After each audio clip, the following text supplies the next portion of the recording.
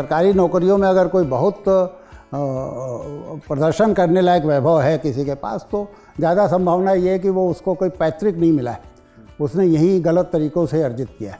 वाम और दक्षिण का झगड़ा उसी समय शुरू होता था।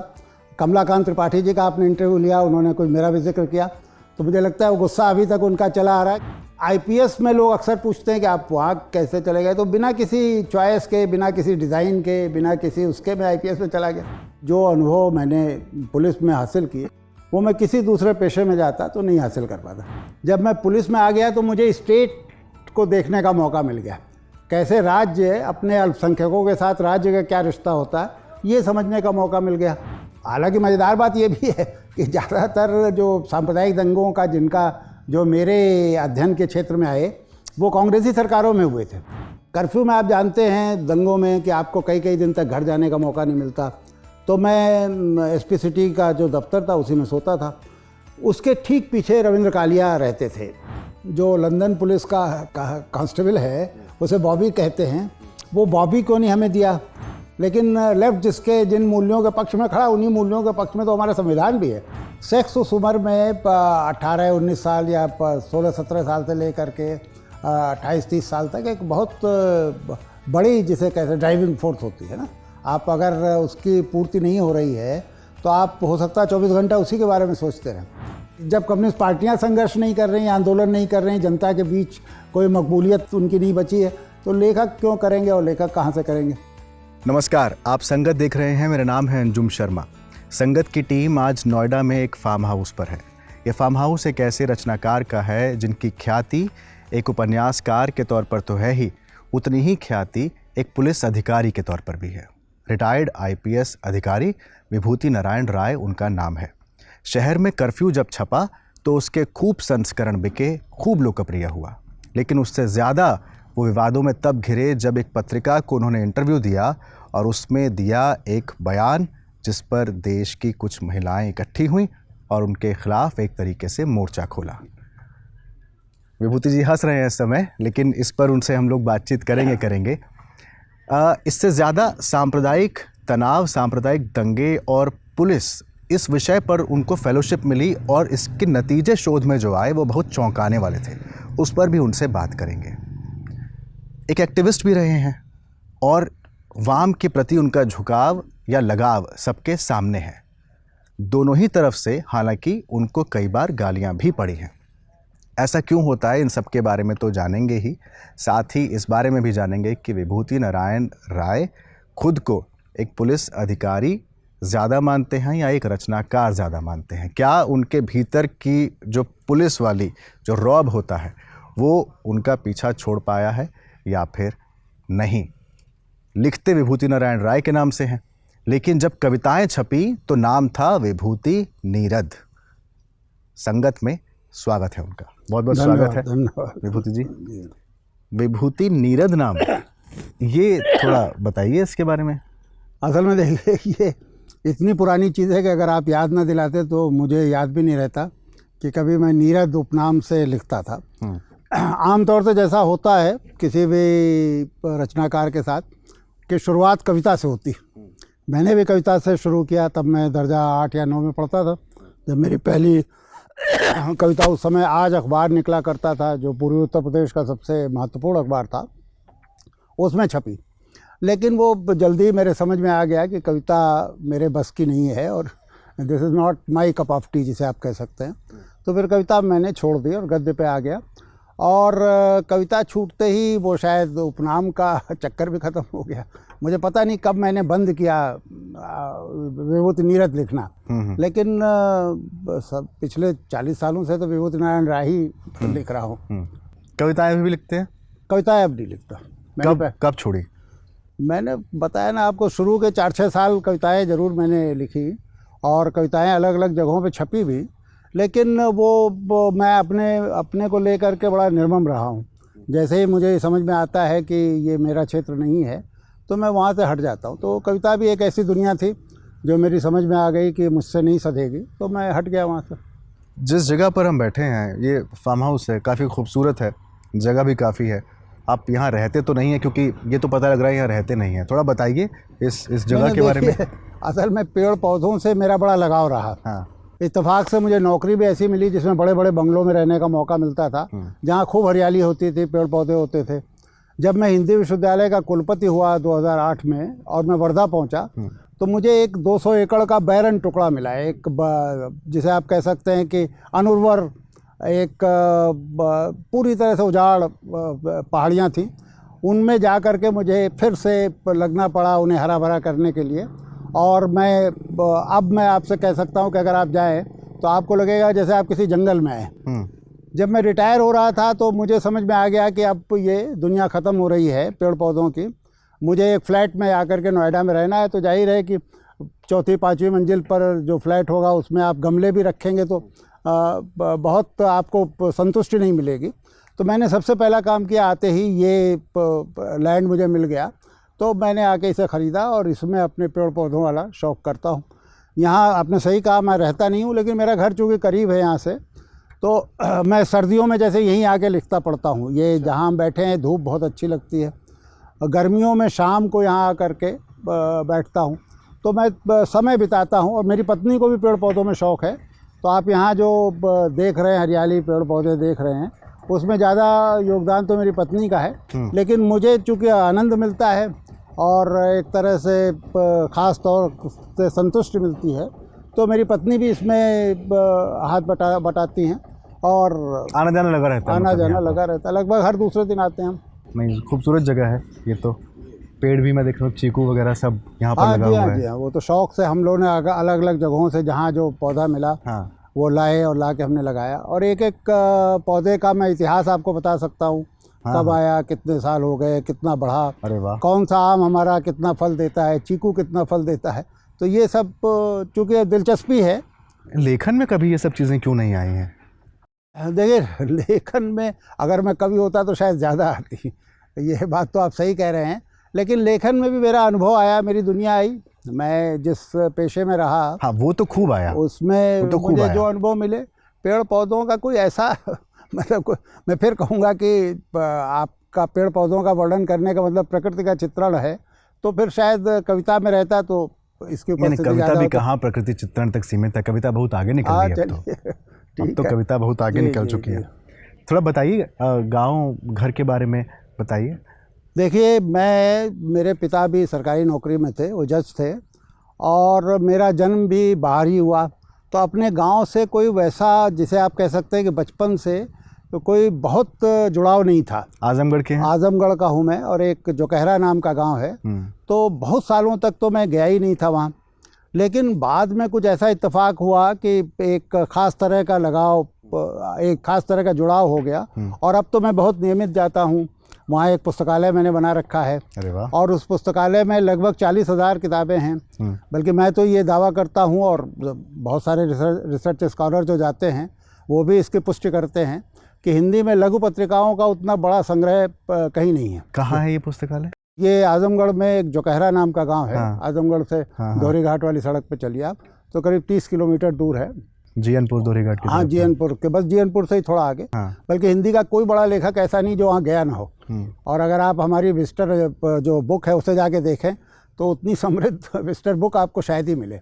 चलिए, इस बार मैं आप कभी भी उधर जाइए तो आप जाइए, वहाँ रिसर्च स्कॉलर्स आते हैं, दिल्ली के तीनों विश्वविद्यालयों के रिसर्च स्कॉलर वहाँ जाते हैं, रहते हैं। अगल बगल BHU है, इलाहाबाद है, वर्धा से लड़के आते हैं, वो आकर के वहाँ काम करते हैं। उनके रहने की खाने की व्यवस्था लाइब्रेरी करती है। पिताजी किस सर्विस में थे? मेरे पिता जज थे जी, वो रिटायर हो गए 1981 में। तो यानी वो जो सरकारी नौकरी या फिर वो जो? हाँ जी, हाँ जी, उसी मैंने कहा ना, ये उसके दो वो थे। एक तो ये वो भी, उनको भी बड़े बंगले मिले जब वो, तो हमारा बचपन भी उसी तरह बीता।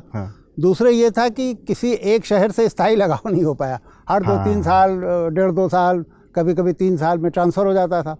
तो हम लोगों को बचपन में, मुझे या मेरा भाई जो विकास है, जो लिखता पढ़ता, हम 4 भाइयों में 2 लिखते पढ़ते थे, तो हम दोनों को ये एक हमेशा वो होता था कि हमारे परमानेंट दोस्त नहीं है ना। 2-3 साल किसी के साथ रहे, फिर उस शहर से विदा हुए। विदा होते समय वादे होते थे कि एक दूसरे को चिट्ठियां लिखेंगे, मिलेंगे, एक दूसरे का हालचाल पूछेंगे, लेकिन वो धीरे धीरे छूट जाता था। बाद में जब तक विश्वविद्यालय में नहीं आ गए तब तक उस तरह की परमानेंट दोस्तियां नहीं बन पाई। और माँ क्या करती थी? मेरी माँ तो गृहिणी थी। क्या क्या मिला माँ से आपको?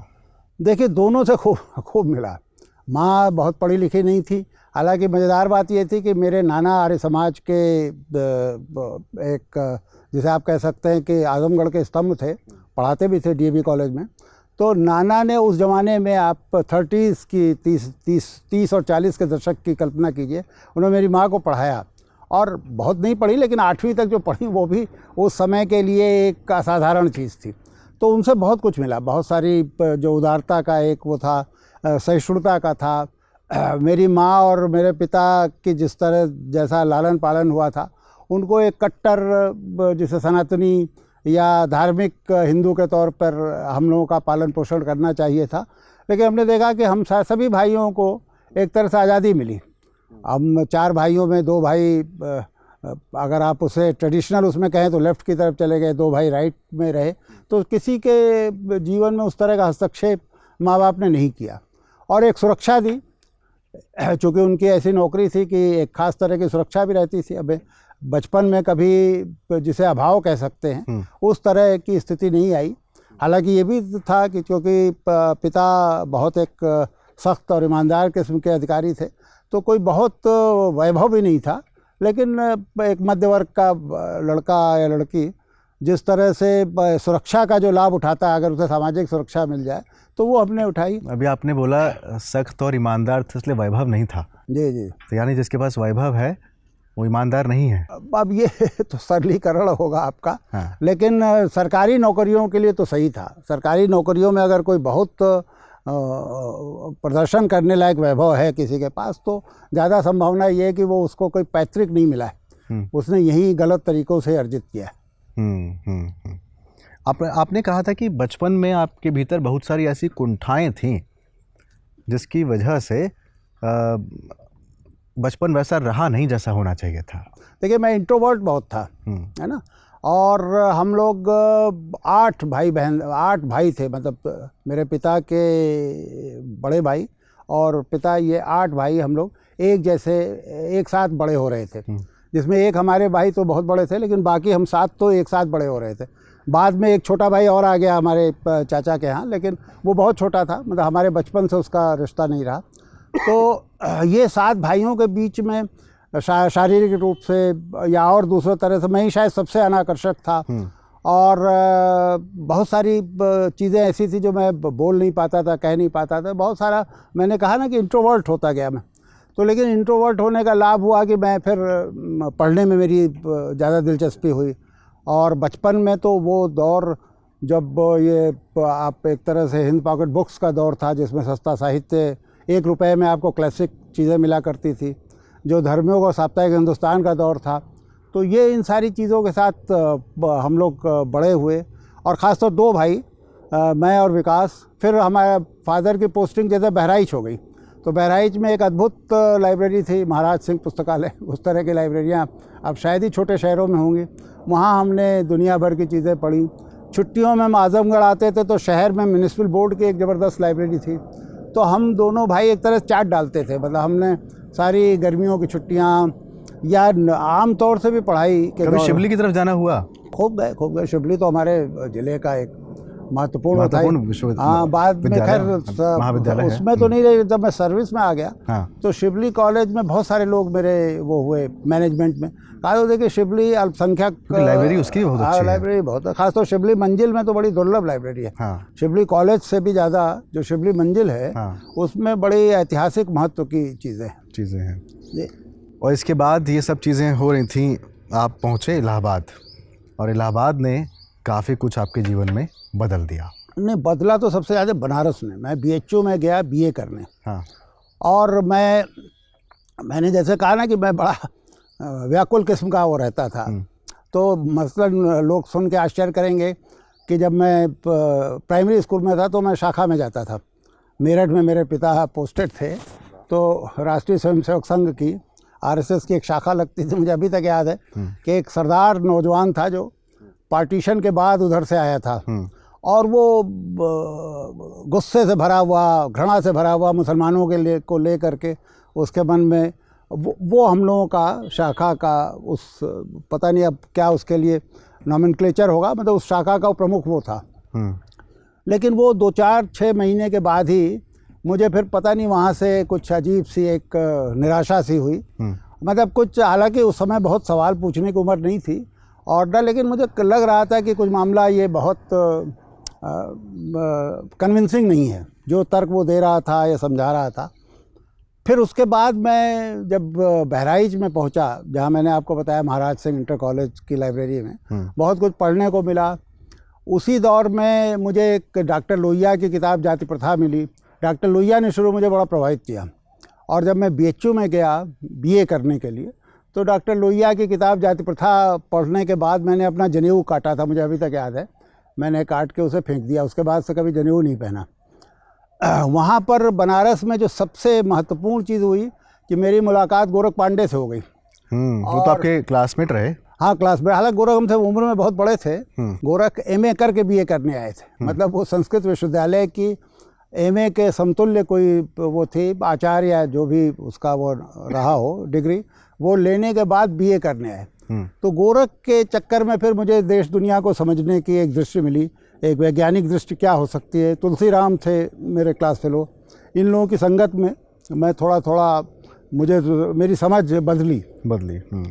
लेकिन इलाहाबाद का भी बहुत, मतलब ये तो एक शुरुआती समझ विकसित करने में बनारस ने वो किया, लेकिन बाकी जो लेखक के तौर पर निर्मित हुई वो इलाहाबाद में हुई। जिस दौर में आप इलाहाबाद में थे पूरा साहित्यिक गढ़ था। वो तो स्वर्ण युग था। आप देखिए 70 का दशक था।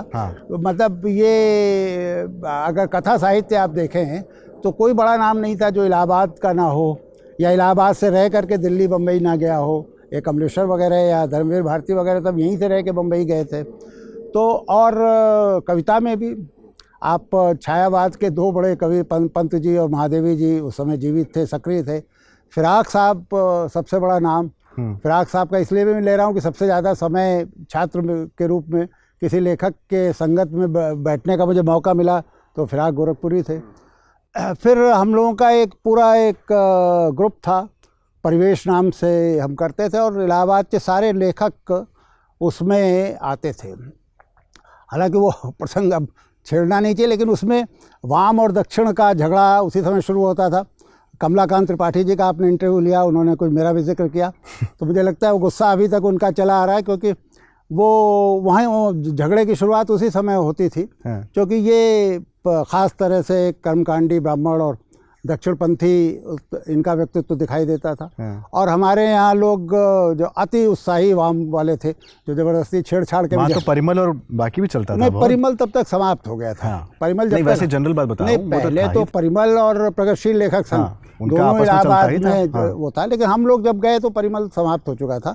बावजूद इसके विजय देवनारायण शाही थे। विजय देवनारायण शाही हम मेरे शिक्षक भी थे। मतलब परिमल के बड़े लोग लक्ष्मीकांत वर्मा मौजूद थे। आपके ये नाटककार जो विपिन कुमार अग्रवाल वो थे। मतलब परिमल के पुराने जगदीश जी थे, डॉक्टर रघुवंश थे, ये सारे लोग थे। सब कॉफ़ी हाउस में बैठा करते थे। हम लोग छात्र की हैसियत से दूर से बैठ करके इन लोगों को देखते थे। हमारी हिम्मत नहीं पड़ती थी कि उनके बीच में जाए और वो करें। लेकिन ये कि सारा ये जो लेखक के रूप में जो निर्माण हुआ वो वहीं पर, वो इलाहाबाद के इस दौर का हुआ। इस दौरान आप लिख रहे थे, कहानियाँ तो आपकी छप रही? हाँ, मेरी कहानियाँ छप रही थी। व्यंग मैंने लिखना शुरू कर दिया था। शंकर्स वीकली ने, उस ज़माने में हिंदी में भी शंकर्स वीकली निकलता था, उन्होंने मुझे खूब छापा। कादम्बरी में कहानी छपी, कल्पना में कहानी छपी, ये छपता रहा मैं। कविता छोड़ी समझ में आया, जी, कहानी क्यों छोड़ दी? ये भी मैंने जैसे कहा ना कि मैं अपने प्रति बड़ा निर्मम हूँ। मैंने देखा कि हालांकि अगर आप उपन्यास लिख रहे हैं और कहानियाँ नहीं लिख रहे हैं तो हिंदी में अपने आप में ये कोई बहुत मतलब आश्वस्त करने वाली स्थिति नहीं है।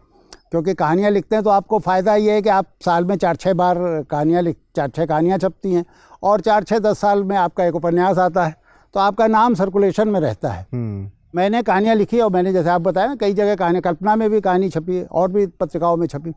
तो लेकिन पता नहीं, मुझे अंदर से कुछ लगता था कि ये बड़ी जल्दीबाजी वाला काम है। और एक जो सबसे बड़ा कारण अब मैं सोचता हूँ वो था, मेरा एक आलसी स्वभाव था।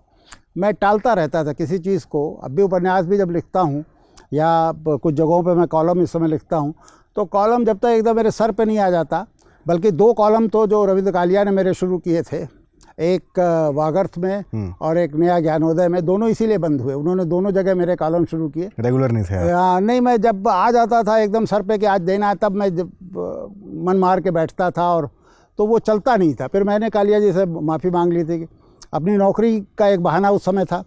अब जब कॉलम में लिख रहा हूँ, पिछले 8 साल से मैं दैनिक हिंदुस्तान में लिख रहा हूँ, तो अब वो बहाना ख़त्म हो गया। अब मैं किसी से नहीं कह सकता कि मैं बहुत व्यस्त हूँ। तो लेकिन अब भी मैं मेरी पत्नी इसको बेहतर सबसे अच्छा वो कर सकती हैं, क्योंकि वो हमेशा टोकती हैं कि आपको पता है कि इस तारीख को आपको या इस दिन को देना है, तो आप 2 दिन पहले शुरू कर सकते हैं। तो ये एक शायद कहानी से हटने का एक कारण ये भी था। अभी नौकरी वाली ये बात आपने कही, बताएं सिविल सर्विसेज की तरफ आना कैसे हुआ? क्योंकि पूरा साहित्यिक गढ़ तो था ही, लेकिन इलाहाबाद हालांकि आज भी वहाँ पर बच्चे तैयारी करते ही करते हैं साहब। असल में देखिए, इलाहाबाद सिविल सर्विसेज उस ज़माने में उसको IAS एक्सेट्रा एग्ज़ाम कहते थे। हाँ। तो उसकी फैक्ट्री थी। मतलब हम जैसे हम लोग बहुत ही जैसे आप कह सकते हैं कि गैर गंभीर किस्म के छात्र थे। मैं था, एक रामजी राय अगर आप जानते हो, समकालीन जनमत के है ना, राम जी थे। दिनेश कुमार शुक्ला जो कवि हैं वो थे। मोहम्मद शीश खान आपके सामने बैठे हैं, ये थे। और कृष्ण प्रताप था जो डिप्टी SP हुआ और मारा गया, आपने सुना होगा। तो हम लोग ये 5-6 लोगों का ग्रुप था। हम लोग रात रात भर घूमते थे, कहानी, कविता, क्रांति। उस ज़माने में नक्सल बाड़ी का ऐसा असर था, वो ख़त्म ही हुई थी अभी नक्सल बाड़ी, लेकिन उसका एक ख़ास तरह का असर था। तो हम लोग रात रात भर घूमते थे। तो जाहिर है कि हमें कोई भी सीरियस छात्र के तौर पर नहीं लेता था। जो कंपटीशन की तैयारी करते थे वो लड़के तो अपना कमरे का दरवाज़ा ही नहीं खोलते थे। शाम को निकले, थोड़ी देर चाय पिया, सुबह थोड़ी देर घूमाए, बाकी उसी में बंद रहते थे। और उसके मुकाबले हम लोग लापरवाही के साथ और वो करते थे। लेकिन पता नहीं अंदर से ये विश्वास था। हम देखते थे कि अच्छा ये हमारे पड़ोस वाले कमरे में फलाने साहब हैं, ये निकल गए, वो ये उस कमरे में ये है, वो गए पड़ोस वाले हॉस्टल में। तो अंदर से ये लगता था कि अगर ये निकल गए तो हम भी निकल जाएंगे। हालांकि मैं तो ऑलराउंड 2nd डिविजनर था, कभी मुझे 1st डिवीज़न मिली नहीं थी। तो जब सारी क्रांति वांति का वो ख़त्म हुआ और ये समझ में आया कि अब रोजी रोटी का भी कुछ किया जाए, तो सबसे आसान यही था कि इलाहाबाद में है, आप बैठिए। और मैंने जैसे आपसे कहा कि एक विश्वास था ही, और वो पहले ही साल से फिर वो निकलने लगे, किसी न किसी इम्तहान में आने लगे। IPS में लोग अक्सर पूछते हैं कि आप वहाँ कैसे चले गए, तो बिना किसी चॉइस के, बिना किसी डिज़ाइन के, बिना किसी उसके मैं IPS में चला गया। किसी और सर्विस में हो गया होता तो वहाँ चला जाता। मतलब मुझे तो ये था कि एक जरिया मार्च चाहिए। प्रेफरेंस तो भरा ही होगा। प्रेफरेंस उस ज़माने में, अब आज तो डिफरेंट हो गया ना। पहले हायर और लोअर पेपर्स इस तरह, वो पूरा समझाना थोड़ा मुश्किल है। ठीक।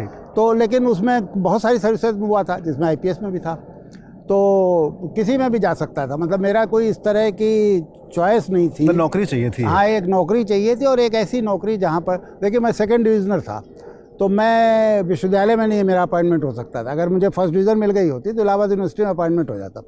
लेकिन वो सभी विश्वविद्यालयों में उस समय तक ये हो गया था कि जो अध्यापकों के बच्चे हैं, उनके लड़के लड़कियाँ, उन्हीं को 1st डिवीज़न मिलती थी, वही टॉप करते थे। बहुत कम अपवाद मध्य वर्ग वाले लड़के कुछ आते थे, लेकिन बहुत कम अपवाद, मतलब अपवाद स्वरूप कुछ आते थे। तो बहरहाल वो मेरा चॉइस ही ख़त्म हो गई थी।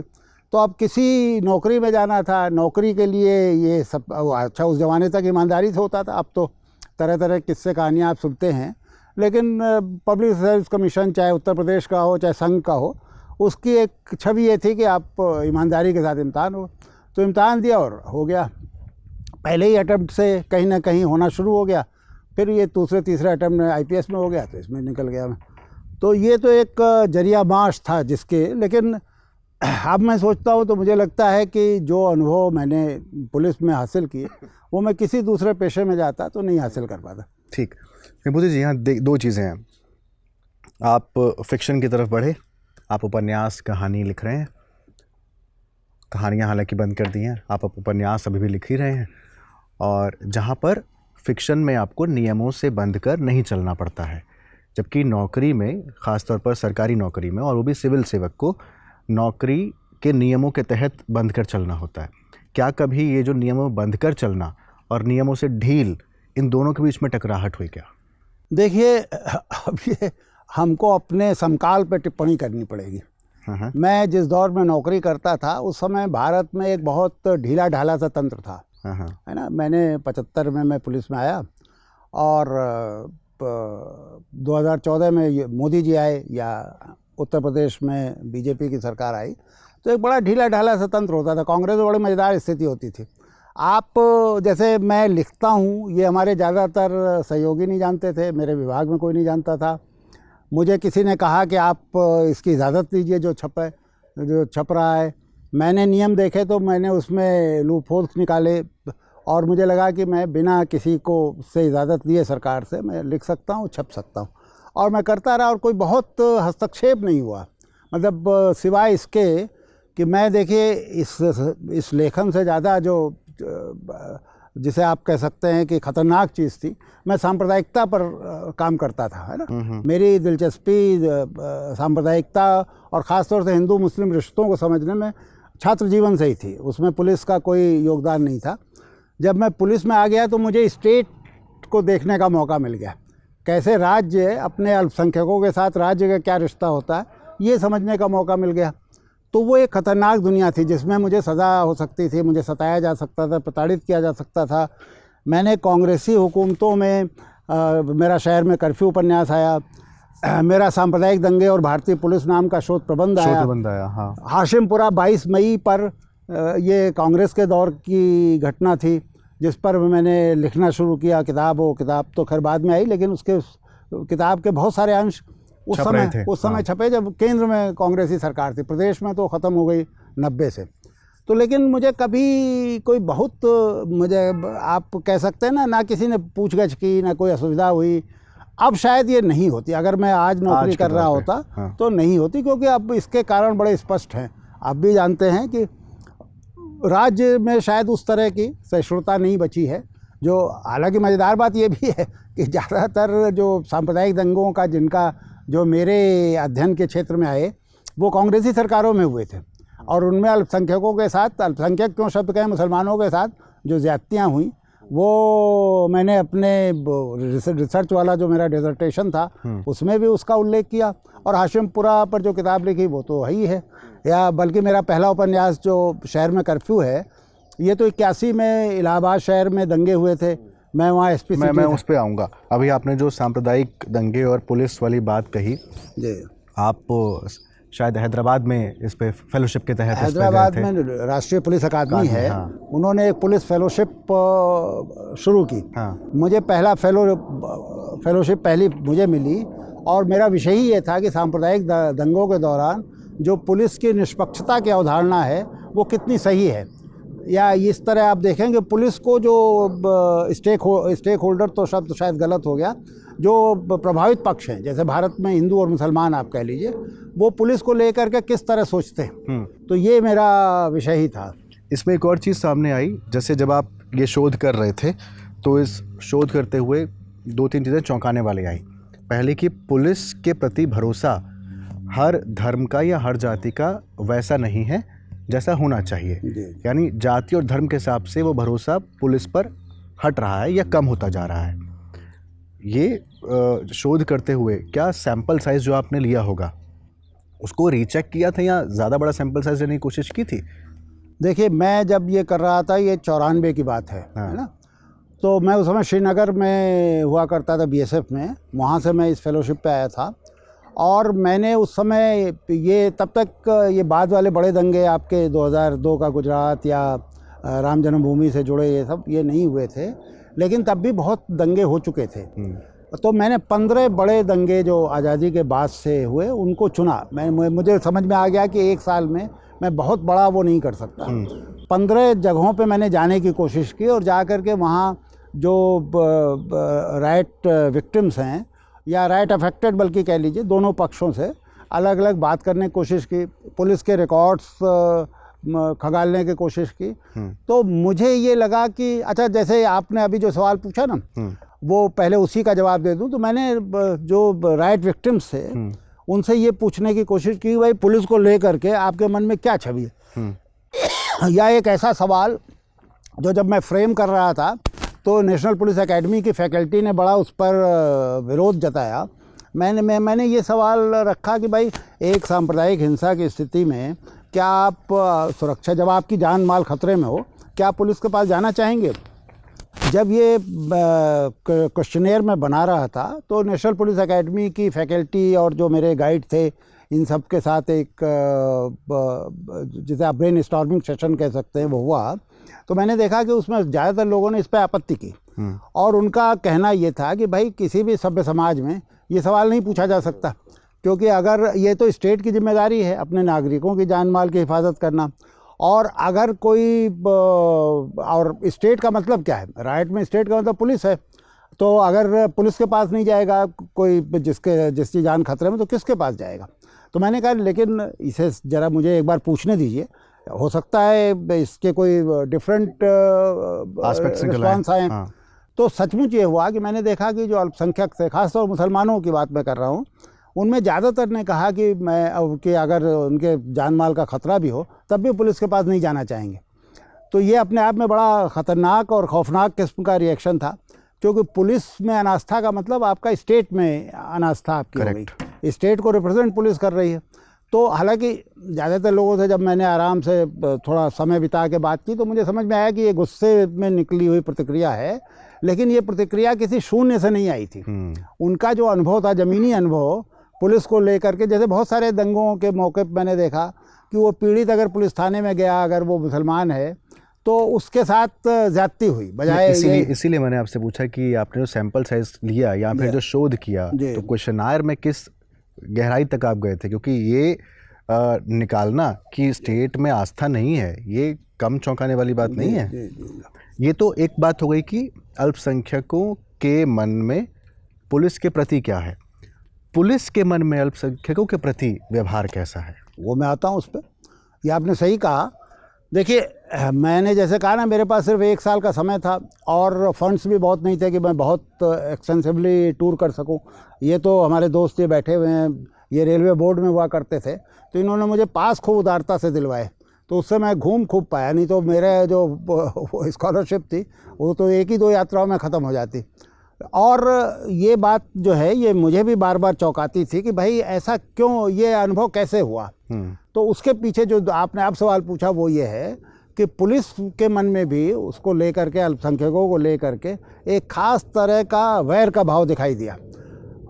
मैं चूँकि खुद ही उसी सिस्टम में था, तो मैंने अपने अनुभवों से उसे याद करने की कोशिश की कि जब किसी दंगे में हम पुलिस कंट्रोल रूम में बैठते हैं तो वी एंड दे की बात करते हैं, हम और वे, है ना। हम एक ख़ास समुदाय के लिए तो हम शब्द इस्तेमाल करने लगते हैं, अपने को उनके साथ आइडेंटिफाई करते हैं, और दूसरे समुदाय को हम अदरिंग वाला जो प्रोसेस होता है, कहा जाता है, उन्हें हम वे कहने लगते हैं। तो हम खुद ही उन्हें अपने से अलग वो करता है। उसमें मज़ेदार स्थिति है कि हर कंट्रोल रूम की हर बैठक में कुछ मुस्लिम अफसर या कुछ मुस्लिम कर्मचारी भी मौजूद होंगे, तो आप उनकी मानसिकता सोच सकते हैं कि उन पर क्या असर होगा जब हम और वे शब्द आप इस्तेमाल कर रहे होंगे। इसका कई वजह ये तो नहीं है कि जो हायर लेवल पर जाके जो नियुक्तियां हैं वहाँ पर रिप्रेजेंटेशन की कमी है? देखिए, रिप्रेजेंटेशन तो हर जगह कम है, और मैंने अपने उसमें ये कहा भी है कि मुसलमान मतलब अल्पसंख्यकों के लिए, उसमें मुसलमान भी, ईसाई, सिख सभी हैं, उनके लिए रिजर्वेशन होना चाहिए। सभी जगह कम है, आईपीएस में भी कम है, लेकिन आईपीएस में शायद उससे ज़्यादा होगा, क्योंकि हर बैच में आईपीएस में 2-3 लड़के लड़कियां आ जाते हैं मुसलमान। तो अगर 100 में 2-3 आए तो 20% हो गए, है ना। लेकिन कांस्टेबलरी में जो असली आपका कटिंग एज है ना, कांस्टेबल से लेके सब इंस्पेक्टर तक, उसमें मुझे लगता है कि कहीं भी 7-8% शायद, अब चूँकि इस समय मेरे पास आंकड़े नहीं हैं, 7-8% से शायद सिवाय जम्मू कश्मीर को छोड़ के कहीं भी उनका रिप्रेजेंटेशन नहीं होगा।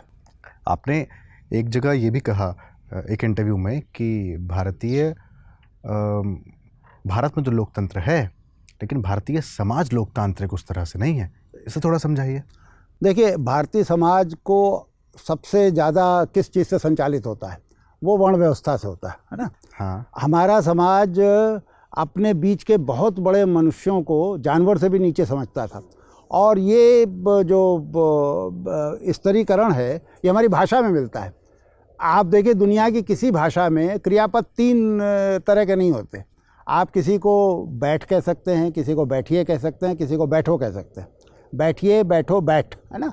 और उसमें ज़्यादातर कुछ जगह तो आयु का थोड़ा बहुत असर होता है, ज़्यादातर जाति का असर होता है। मैं गांव का, जैसे मैंने बताया, थोड़ा बहुत बैकग्राउंड है। मुझे याद है कि बचपन में एक बूढ़ा दलित या बूढ़ा यादव भी मुझे बाबा पालगी कहेगा। मैं 8 साल का 10 साल का हूँ, मैं उसके लिए बाबा, वो मेरा पैर छूने की बाबा पालगी, है ना। तो ये एक जो हमारा पूरा का पूरा जो लोकतंत्र का अभाव है, उसका एक कारण तो वर्ण व्यवस्था है। और शायद वर्ण व्यवस्था की वजह से जो जेंडर इनइक्वलिटी है, जो स्त्रियों को भी तो हम आखिर एक तरह से जानवर जैसा ही वो करते हैं ना, थोड़ा सा बेहतर उसे वो कर लेते हैं, ये भी। लेकिन इसके साथ याद रखना चाहिए कि ये अब बहुत तेज़ी के साथ टूट रहे हैं। वर्ण व्यवस्था जो है बहुत तेज़ी, मैं अपने गांव में ही देखता हूं कि जो परिवर्तन पिछले 10-15 सालों में ही हुए हैं वो अकल्पनीय है। मतलब हम लोग कल्पना नहीं कर सकते थे, लेकिन वो हो रहे हैं। पर जब तक वो पूरी तरह हो नहीं जाएंगे तब तक मेरा तो यही मानना है कि हम लोकतंत्र हो नहीं पाएंगे। जिस जाति के टूटने की आप बात कर रहे हैं, आप लगातार इसके खिलाफ बोलते रहे हैं, जाति के खिलाफ बोलते रहे हैं, ख़ास तौर पर जब आपने लोहिया की किताब पढ़ी उसके बाद से। लेकिन विभूति जी, कई बार आपके ऊपर भी एक जाति के लोगों को आगे बढ़ाने के आरोप लगे, ख़ास तौर पर अपने ही भूमियार कम्युनिटी को, कि आपने उनको ही हमेशा आगे बढ़ाया, निचले तबके को कम आगे बढ़ाया। अब इसका तो देखिए, ये एक ऐसा वेग सा आरोप है, जब तक कोई कॉन्क्रीट ना बताया जाए तो मैं नहीं कह सकता। लेकिन मैं यही कह सकता हूँ कि देखिए, मैंने अपने गांव में एक लाइब्रेरी खोली, है ना। उस लाइब्रेरी में हमने 2 वो रखे मुद्दे में, एक तो जेंडर था और दूसरा कास्ट था। जैसे भूमियारों का गांव था, मैं भूमियार था, वो लाइब्रेरी खुली, वहाँ हमने जो सबसे पहला लाइब्रेरियन रखा वो चमार रखा, अंगद दास नाम का एक आदमी लाइब्रेरियन। बड़ा दिलचस्प अनुभव हुआ कि हमारे पास फर्नीचर नहीं था, 2-3 कुर्सियाँ थीं, तो लाइब्रेरियन बैठता था कुर्सी पर, सामने मेज़ थी। अब तो खैर फर्नीचर वगैरह हम लोगों ने बना लिया उस समय। तो कोई भूमियार आता था तो अंगद दास एकदम से खड़े हो जाते थे और कुर्सी उसे देने लगते। तो मैं अगर वहाँ मौजूद रहता था तो मैं डांटता था कि भाई तुम लाइब्रेरियन हो, तुम बैठ के वो करो। और उसी तरह हम लोग पहले हमारा कोई बहुत ऑर्गेनाइज्ड कोई मेस नहीं चलता था, तो जब मैं जाता था तो वहाँ थोड़ा बहुत 2-4 लोगों के खाना बनता था। तो उसमें हर बार मैं देखता था सब लोग बैठते हैं, अंगद दास नहीं बैठ पाते।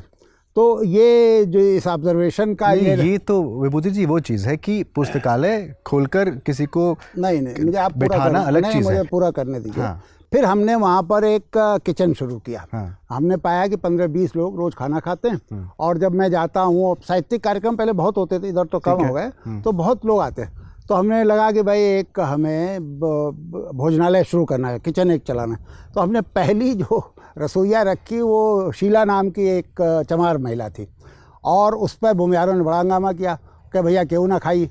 तो मैंने कहा भाई हम कोई वो तो कर नहीं रहे, कोई किसी तरह का अनाथालय थोड़ी चला रहे, सबको बुला रहे आओ खाओ, जिसको खाना होगा वो खाएगा, नहीं खाना हो ना खाए। तो वो 2-3 दिन तक तो मैंने देखा कि एक मानसिक वो रहा, उसके बाद ख़त्म हो गया, सब लोग खाने लगे। तो ये इस तरह के बहुत अनुभव। तो ये कहना कि भूमियारों के कहा, इससे ज़्यादा हास्यास्पद तो कुछ नहीं हो सकता। नहीं, ये अब विश्वविद्यालय में मैं वाइस चांसलर था, जहाँ उसी की बात कर रहा हूँ, जहाँ मैं अपॉइंटमेंट कर सकता था। एक बार नामवर जी से ये शिकायत हुई कि साहब इन्होंने भूमियारों को बड़ा अपॉइंटमेंट कर दिया। तो उन्होंने मुझसे कहा कि विभूति इस तरह की बात है, वो हमारे चांसलर थे नाम। मैंने कहा सर 1 मिनट आप रुकिए, 1 मिनट, ऐसे तो बड़ा मज़ेदार आपने वो किया। मैंने फट से रजिस्ट्रार से कहा कि ज़रा, वो तब तक मैं 107 लोगों का अपॉइंटमेंट कर चुका था, 1.5-2 साल हो चुके थे, मैं मंगा लिया। तो उसमें 3 भूमियार मिले, लेकिन जो ले गए थे उनको, वो सज्जन वो भी हमारे अध्यापक थे, वो जो 2 हुए थे उन 2 का नाम ऊपर रख के ले गए थे। मैं पहला शायद अंतिम वाइस चांसलर होऊंगा या रेयर वाइस चांसलर होऊंगा जिसने जनरल सीटों पर दलितों को और ओबीसी का अपॉइंटमेंट किया। आपको पता है कि हमने एक प्रोफेसर जो आगरा से गए थे, नाम भी नहीं, यूआर की सीट पे अगर किसी ओबीसी या एससी का अपॉइंटमेंट हो भी रहा है तो वो अगर फॉल कर रहा है कैटेगरी में तो नहीं, तो लेकिन नहीं करते लोग। होना यही चाहिए, थ्योरेटिकली होना चाहिए ना कि आप जनरल का, ये तो सुप्रीम कोर्ट का नियम है। हाँ नियम है, लेकिन नियम तो थ्योरेटिकल है ना। प्रैक्टिकली आप किसी विश्वविद्यालय में दिखा दो जहाँ जनरल वैकेंसी पर किसी ओबीसी या दलित का हुआ हो। मैं करता था, मैंने कम से कम 1 दर्जन में अभी आपको बैठ करके गिना दूंगा उन जगहों पर दलितों को और ओबीसी को किया। और जो ओबीसी और दलित की सीटें थी वहाँ तो ओबीसी दलित होते ही थे। तो ये मतलब ये मैं तो एक प्रैक्टिकल अनुभव बता रहा हूँ। जो नामवर जी थोड़ी देर के लिए बेचारे चुप हो गए, उन्होंने कहा यार मेरे पास वो लाया था, तो मैंने कहा ये 2 नाम सबसे ऊपर थे, आपको लगा कि वो म्यारो कर रहे। चलिए, तो ये तो एक मतलब इसका कोई अगर अच्छा प्लस मैंने वर्ण व्यवस्था के खिलाफ जितना भयंकर लिखा है और इंटरव्यू दिए बोले हैं, अब उसके बाद तो क्या बच सकता है कि किसी तरह अपना सीना फाड़ के दिखा दें तो अलग बात है। चलिए वापस शहर में कर्फ्यू की तरफ आ रहा हूँ। 80 के दशक की बात है, इलाहाबाद का पूरा आपका अनुभव है जिसको आपने कथा विन्यास में ढाल दिया। सवाल ये है कि आपके सामने एक यथार्थ है, उसकी फैक्चुअल चीज़ है, एक्चुअलिटीज़ आपकी उसके पास में है, और दूसरी तरफ आपके पास फैंटेसी है। यथार्थ और फैंटेसी जब एक साथ चल रही होती हैं तो किसका पलड़ा ज़्यादा भारी रहता है? देखिए ये बहुत जिसे आप कह सकते हैं कि बहुत ऐसे अनुभव थे जो शहर में कर्फ्यू में मैंने पिरोने की कोशिश की। छोटा सा शहर था इलाहाबाद, दंगे हुए, कर्फ्यू लग गया। मेरी सिर्फ 4 साल की नौकरी थी, 5 साल की नौकरी थी, और इंडिपेंडेंटली मैं इतना बड़ा वो हैंडल करूँगा इसकी उम्मीद नहीं थी। लेकिन वो जो मेरे मुझसे वरिष्ठ थे, एसएसपी, मैं एसपी सिटी था, उन्होंने घोषित कर दिया कि वो बीमार हैं, वो छुट्टी पर चले गए, तो मुझे अकेले संभालना था। वो शहर मेरा बड़ा परिचित शहर था, मतलब बड़ा प्रिय शहर था, अभी भी प्रिय शहर है इलाहाबाद, मैं वहाँ पढ़ा लिखा था वो। तो उस दंगे में सिर्फ एक पुलिस अधिकारी की हैसियत से नहीं इन्वॉल्व था, बल्कि एक लेखक के, एक इलाहाबाद जिसका प्रिय शहर हो एक ऐसे व्यक्ति के। तो ज़्यादातर मोहल्लों में हमारे परिचित थे। जब मेरी गाड़ी निकलती थी तो कोई घर से निकल आता, कम से कम 2 दर्जन ऐसे लोग थे जो कर्फ्यू के दौरान जिनके घर पे मैं दूध और सब्जी और चावल दाल पहुंचाता था, क्योंकि सब मेरे वो थे। वो जो अनुभव थे वो ऐसे अनुभव थे जिनको मैं भुला नहीं सकता। पहली बार मैं थ्योरेटिकल पार्ट पे तो काम कर रहा था छात्र जीवन से, जो हिंदू मुस्लिम रिश्ते थे, लेकिन राज्य का जहाँ इन्वॉल्वमेंट हो, ऐसा मेरा पहला अनुभव हो रहा था। कर्फ्यू में आप जानते हैं दंगों में कि आपको कई कई दिन तक घर जाने का मौका नहीं मिलता। तो मैं एसपी सिटी का जो दफ्तर था उसी में सोता था। उसके ठीक पीछे रविंद्र कालिया रहते थे, ये रानी मंडी जो गली है उसमें। तो मैं भी क्या करता था कि जब थोड़ा रिलैक्स करने का मन होता तो वहाँ से खिसक के चला जाता। रविंद्र कालिया के पास बहुत अद्भुत रिकॉर्ड्स थे। उस ज़माने में एलपी वाले रिकॉर्ड्स होते थे, तो हम लोग सुनते थे। प्लस इलाहाबाद के ज़्यादातर महत्वपूर्ण लोग, जिसमें मार्कंडे जी थे, दूधनाथ थे, शेखर गुप्ता थे, अमरकांत थे, भैरव जी थे, ये सब लोग वहाँ मौजूद रहते थे। इन सब लोगों के, ये सब कर्फ्यू इलाकों से बाहर थे। केवल भैरव जी तो उस इलाके में थे, बाकी ज़्यादातर लोग बाहर थे। तो ये आते थे और उनसे कर्फ्यू और हालचाल लेते थे। मैं जाता था तो मैं इन लोगों को अपने अनुभव सुनाता था। मैं सबसे जूनियर था इन लोगों के भी, मतलब उम्र के हिसाब से सबसे छोटा था, और लेखक के रूप में कम, पुलिस अधिकारी के रूप में ज़्यादा ये लोग मुझे वो करते थे। तो मैं इनसे हमेशा ये कहता था कि देखिए, अच्छा सबका ये कहना था भाई तुम्हें इसे लिखना चाहिए, तुम डायरी एक लिखते रहो, तुम्हें लिखना चाहिए। मैं हमेशा कहता था कि देखिए ये जो अनुभव हैं, मुझे नहीं लगता कि मैं लिख पाऊँगा। और अंग्रेज़ी की एक पुरानी कहावत है कि language is a very poor substitute of thought. भाषा जो है बहुत गरीब विकल्प होती है। आप जो कुछ सोचते हैं, जो देखते हैं, बहुत कोई ऐसा प्रतिभाशाली लेखक हो तो अलग बात है, लेकिन मैं तो उस तरह का था नहीं। तो मुझे लगता था कि मैं लिख नहीं पाऊँगा। और सचमुच जब मैंने लिखना शुरू किया और लिखा, और जब ख़त्म हुआ, तो ये असंतोष मेरे मन में बना रहा कि मैं तो वो सब नहीं लिख पाया जो मैं देख रहा था। तो वो एक अद्भुत अनुभव थे, मतलब ऐसे कारणों का। सवाल कुछ और था, जवाब नहीं मिला। अच्छा, क्या सवाल भूल गया मैं? सवाल ये था कि एक्चुअलिटीज़ आपके पास थी, फैक्चुअल चीज़ें आपके पास थी, यथार्थ आपके सामने था, और जब आप लिख रहे हैं तो कुछ फैंटेसीज़ रही होंगी। यानी यथार्थ और फैंटेसी जब एक साथ चल रही होती हैं, ख़ासतौर पर हाशिमपुरा, या फिर हाशिमपुरा को छोड़ दें, वो तो रिपोर्टाज है, अगर शहर में कर्फ्यू को ले तो किसका पलड़ा ज़्यादा भारी रहता है? देखिए, एक उर्दू में एक शेर है कि कहानी क्या है, कुछ असल है, कुछ ख्वाब है, कुछ तर्ज़ बयां है। जो आपने कहा ना, तो फिक्शन है ना, आप सब कुछ देख रहे हैं, लेकिन जब आप उसे उतारेंगे, लिखेंगे, फिक्शनलाइज करेंगे, तो बहुत सारी चीज़ें उसमें आपके, कुछ ख्वाब होगा, कुछ तर्ज़ बयां होगा। तो उसमें भी यही है। उसमें जैसे एक लड़की की, उसका जिक्र है, एक छोटी बच्ची मर जाती है, उसके माँ बाप ले करके उसे दफनाने जा रहे हैं। वो लड़की एक्चुअली उसी कमरे में दफनाई गई जिसमें वो लोग रहते थे। लेकिन बाद में मुझे लगा कि अगर मैं ये लिखूंगा तो लगेगा कि तो बहुत अति नाटकीय हो गया, कोई विश्वास नहीं करेगा, उसी कमरे में। और एक बच्चा, मैंने इसमें एक जिक्र किया है, एक व्यक्ति जिसकी पत्नी नर्स थी, और प्रेग्नेंट थी, वो पुलिस की गोली मारा गया। उसके घर हम लोग पहुँचे, उसकी डेड बॉडी निकाल के ले जा रहे हैं। उसके बाद मैं कभी उस परिवार से नहीं मिला। अभी 2-3 साल पहले एक मुझे चिट्ठी मिली जिसमें उसने लिखा कि आपने अपने उसमें ये जिक्र किया था, तो मैं वो बच्चा हूँ। मतलब उस समय तो बच्चा पैदा भी नहीं हुआ था, और कभी आप इलाहाबाद आइए तो मैं आप तो मतलब इस तरह के अनुभव, वो जाहिर है कि जब आप फिक्शन में उसे उतारते हैं तो उसमें बहुत सारी चीज़ें जो आप कह रहे हो वो तो होती ही हैं। आप रिपोर्टाज लिखें तब भी, हालांकि रिपोर्टाज में भी जो ये मैंने हाशिमपुरा 22 में लिखा, हाँ। उसमें भी बहुत सारी चीज़ें, तो कुछ तर्ज़ बयां भी तो होता है ना, कुछ असल है, कुछ ख्वाब है, कुछ तर्ज़ बयां है। तो जो ख्वाब है उसके आप कह रहे हैं।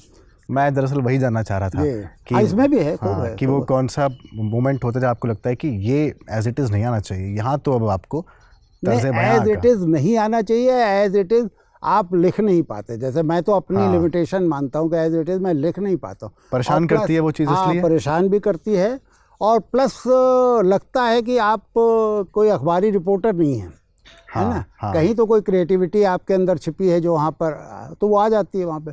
अच्छा, हाशिमपुरा जैसी घटनाएं जब हुई, जाहिर सी बात है दिल दहला देने वाली एक तरीके से वो पूरी की पूरी घटना थी, और जो रिपोर्टाज आपने पूरा वो लिखा, आज के समय में तो आप नहीं ही लिख पाते। सेकंड ARC में बाकायदा इस बात का जिक्र है कि आप पुलिस रिफॉर्म्स पर किस तरीके से ध्यान दें।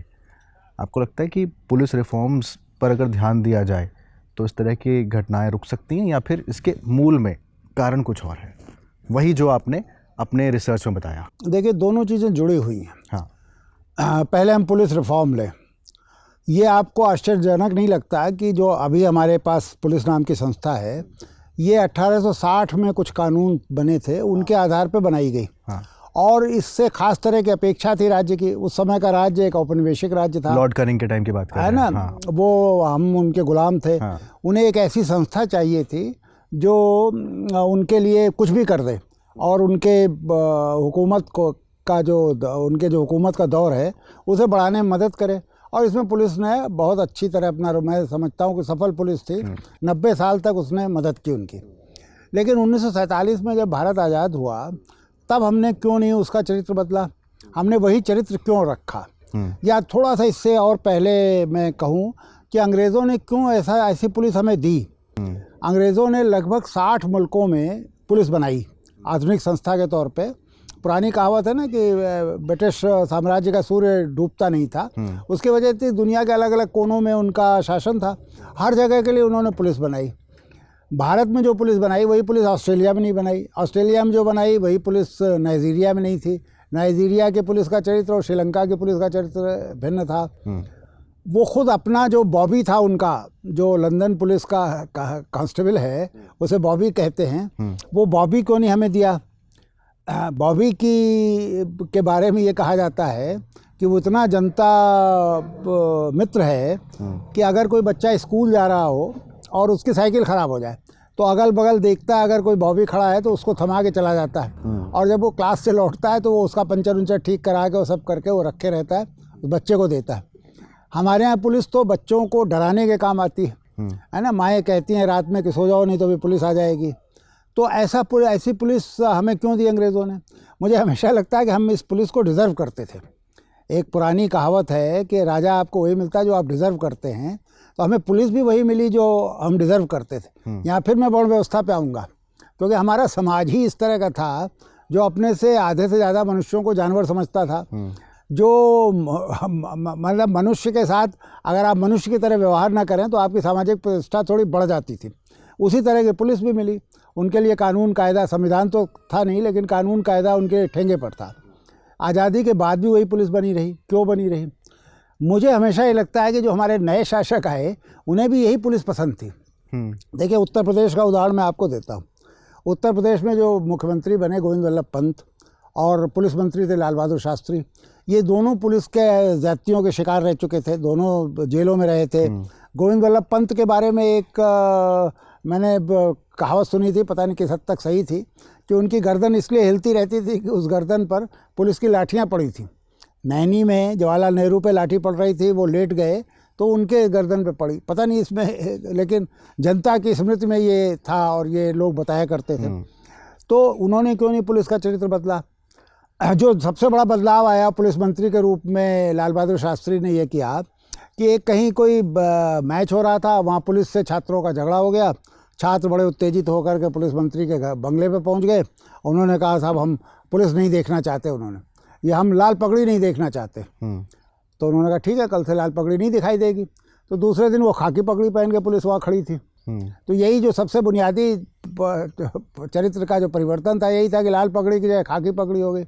बाकी पुलिस उसी तरह जन विरोधी रही, जनता के शत्रु के रूप में काम करती रही।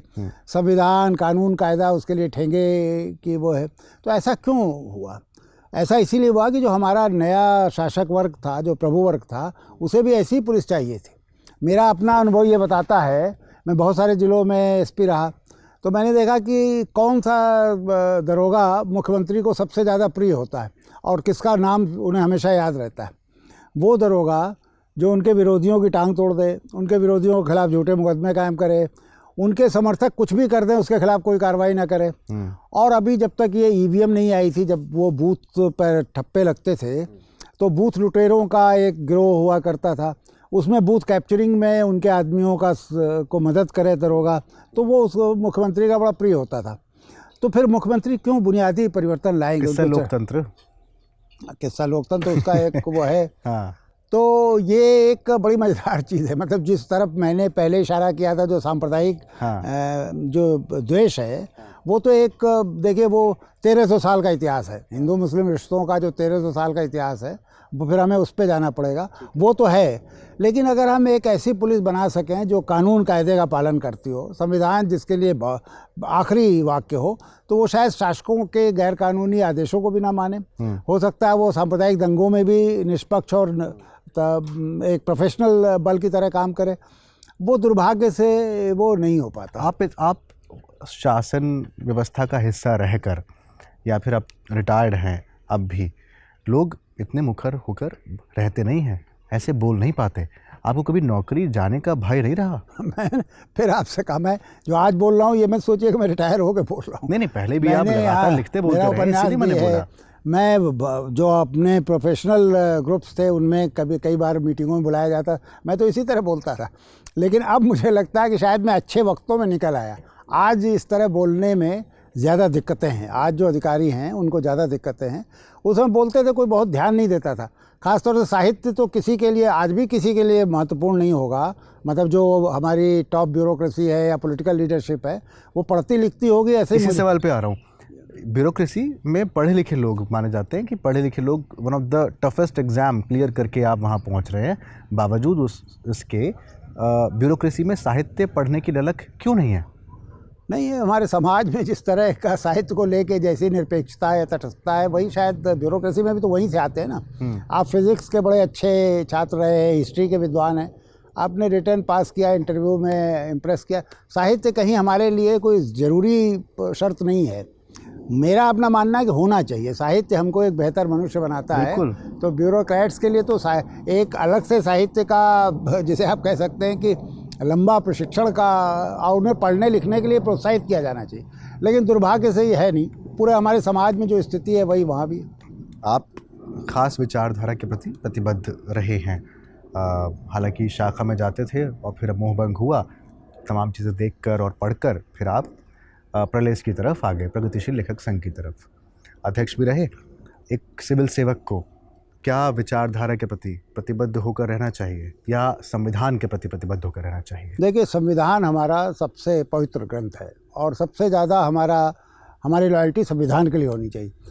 ये सौभाग्य की बात है कि हमारा संविधान उन सारे मूल्यों को प्रोत्साहित करता है और उनका समर्थन करता है, जिसका एक, जिसे आपने लेफ्ट कह दिया, मतलब एक जनरलाइजेशन है। लेकिन लेफ्ट जिन मूल्यों के पक्ष में खड़ा, उन्हीं मूल्यों के पक्ष में तो हमारा संविधान भी है। संविधान लोकतंत्र की बात करता है, समानता की बात करता है, धर्मनिरपेक्षता की बात करता है। समाजवाद शब्द भी उसके प्रियम्बुल में है। समाजवाद को लेकर जैसी भी समझ हो, लेकिन प्रियम्बुल में तो है ही है। या जेंडर इनइक्वलिटी ख़त्म करने की बात करता है, अनटचेबिलिटी ख़त्म संविधान ने की है। बहुत सारे अधिकार हमको ऐसे दिए जो इस संविधान के पहले किसी भी धार्मिक ग्रंथ में उस तरह के अधिकार नहीं थे, उस तरह की हम कल्पना नहीं कर सकते थे इसके पहले कभी, जो हमें 1950 में भारतीय संविधान ने दिया। तो मुझे तो लगता है कि अगर हम संविधान के प्रति लॉयल हैं, संविधान के प्रति हमारी निष्ठा है, तो हम जिसे हम बड़े स्थूल अर्थ में वाम या दक्षिण कहते हैं, अगर भूल भी जाए तो वो सारी चीज़ें तो वाम से जुड़ी हुई हैं। ठीक कह रहे हैं, ठीक कह रहे हैं। तबादला उपन्यास की तरफ आ रहा हूँ। क्या इसकी पृष्ठभूमि में आपके तबादले शामिल हैं, पहली चीज़, और दूसरा इसमें जो चरित्र आते हैं, क्या वो आपके वो तमाम मित्र हैं जिनका जिक्र हम थोड़ी देर पहले कर रहे थे? असल में तबादला में जो पूरा का पूरा परिदृश्य है वो तो स्थायी भाव है। लखनऊ में जहाँ का अनुभव जिस सचिवालय का, वो वहाँ हमेशा उपस्थित रहता है। पात्र जरूर उसमें मेरे वो नहीं हैं, मेरे परिचित नहीं हैं। उसकी वजह है कि मैंने पीडब्ल्यूडी चुना था, और मेरे एक मित्र हरिश्चंद्र अग्रवाल जो पीडब्ल्यूडी में ही अधिकारी थे, हिंदी के लेखक भी हैं, उन्होंने मेरी मदद की। मैंने उनसे कहा कि मैं इस तरह से काम करना चाहता हूँ, लेकिन पीडब्ल्यूडी के दफ्तरों का मुझे अनुभव नहीं है। तो चूँकि वो इलाहाबाद में ही पोस्टेड थे, मैं वहाँ रहा था, तो मुझे लोग पहचानते बहुत थे। तो वो कुछ ऐसा करते थे कि मैं आराम से जाके उनके दफ्तर में या उनके बड़े बाबू के बगल में बैठ जाया करता था, और मैं चुपचाप ऑब्ज़र्व करता था। और प्लस वो तंत्र कैसे काम करता है, रिश्वत का, तबादलों का, इन सब का, तो वो उन्होंने मुझे बहुत सारी जानकारियाँ दी। बाकी तो कुंभ में मैं खुद एसएसपी रहा था, तो कुंभ में मैं देखता था किस तरह से कुछ विभाग जहाँ पर कि बहुत जिसका बजट बहुत बड़ा होता है, पीडब्ल्यूडी भी उनमें एक था, हेल्थ में बहुत ज़्यादा बजट हुआ करता था। तो इन सब में कैसे तबादले बड़ी जल्दी जल्दी होते थे। एक मंत्री पहले पैसा लेके किसी को भेज देता, फिर दूसरा ज़्यादा पैसा दे करके आ जाता था। मतलब ये एक कुर्सी वाला खेल चलता रहता था। तो वो मैंने देखा, लेकिन उसमें कोई मेरा मतलब कोई नहीं, मुझे लगा उसमें जो त्रिपाठी आए हैं, क्या पता आपके मित्र हों, ऐसे ही एक और आए हैं, वो भी उसमें कोई नाम थोड़ा सा सरनेम मैच कर रहे हैं। हाँ, इसलिए उसमें केवल एक पत्रकार हैं, वो राय साहब, क्या नाम उनका, वो मेरा छात्र था। मैं असल में वहाँ पर पढ़ाया करता था ईश्वरचंद डिग्री कॉलेज में। अच्छा। तो एक लड़का जो मेरा छात्र था, वो हॉकर था, और बाद में वो पत्रकार हो गया था। तो जब मैं एसपी सिटी होके गया तो आया, उसने कहा गुरुजी आपने पहचाना? तो मुझे लगा कि उसकी मुस्कान से लगा कि अरे ये तो वही हो सकता है। तो सचमुच वो निकला। तो बस वही एक, लेकिन उससे ज़्यादा और कोई वो नहीं था। चलिए एक अलग शैली के उपन्यास की तरफ आ रहा हूँ। प्रेम की भूत कथा। प्रेम की भूत कथा उससे पहले लिखे गए 3 उपन्यासों से एकदम अलग है। हालांकि घर उपन्यास तो एकदम ही अलग है, जो आपका पहला उपन्यास है। प्रेम की भूत कथा किस तरीके से लिखी जाएगी, यानी उसका नरेटर एक भूत होगा, ये कैसे तय किया था? और दूसरा, इसमें कहीं पर पत्राचार हो रहा है, कहीं पर दृश्य बदल रहे हैं, ये शैली कैसे निर्धारित की थी? असल में देखिए, एक चुनौती के रूप में लिखा गया। दूधनाथ सिंह ने इलाहाबाद के एक कार्यक्रम में कहा कि भाई विभूति, तुम्हारे पास भाषा नहीं है, तुम बड़ी सपाट भाषा लिखते हो। हाँ। तो मैंने कहा अच्छा गुरुजी, मैं कोशिश करता हूँ, क्योंकि वो तबादला उपन्यास पढ़ करके उन्होंने ये, उनका ऑब्जर्वेशन था, सही ऑब्जर्वेशन था, गलत नहीं था। तो मैंने पहली बार मैं देखिए, एक तो हर उपन्यास में मैंने अलग भाषा विकसित करने की कोशिश की। 6 उपन्यास मेरे हैं, 6 उपन्यासों में मैंने सायास ये प्रयास किया, और 6 उपन्यासों में अनुभव संसार भी बदलने की कोशिश की। क्योंकि मेरा ये अनुभव था कि हिंदी में हमारे बहुत से महत्वपूर्ण लेखक भी हैं, उनके पास एक ही कहानी है जिसको अलग अलग नामों से अलग अलग खंडों में वो छापते रहते हैं। मतलब उनका अनुभव, उनकी भाषा, उनकी दुनिया, उनके चरित्र भी आप देख लेते हैं। तो मैं कोशिश ये करता हूँ, कितना सफल हुआ एक अलग बात है। तो दूधनाथ सिंह के ये कहने के बाद फिर मैंने भाषा पे थोड़ा सा ध्यान देना शुरू किया, और इसकी भाषा भिन्न हो गई। ये कहानी ज़रूर मुझे अचानक मिली। मैं मसूरी में अपने किसी मित्र के साथ था, और जैसा मैंने आपको शुरुआत में ही बताया कि पेड़ पौधों और प्रकृति, इन सब में मेरी दिलचस्पी है। तो मैं लंबी लंबी जहाँ भी छुट्टी मिली, जा सका, तो एक बार मैं किसी मित्र के साथ मसूरी के आगे चला गया, और वहाँ रुका हुआ था। वहाँ मैंने ये जो रस्किन बॉन्ड हैं, बच्चों के लेखक, उनका एक Mussoorie and Landour, the days of roses and wine, ये किताब उनकी मिल गई, पढ़ी। तो उसमें ये कहानी मुझे मिली, और फिर मैंने उस पर मेहनत करनी शुरू की, क्योंकि उसमें तो छोटा सा 4-6 पंक्तियों में सब कुछ समेटा हुआ था। मुझे लगा कि तो अद्भुत प्रेम कथा हो सकती है। देखिए, प्रेम में सबसे जो सुप्रीम सेक्रीफाइस है वो एक उसका एक अलग ही दर्जा है ना। आखिर लहना सिंह खुद भी बच सकता था, उसने कहा था, मैं अगर आप याद करिए तो आखिर में जब एम्बुलेंस आई तो सूबेदारनी के बेटे के साथ साथ लहना सिंह भी जा सकता था।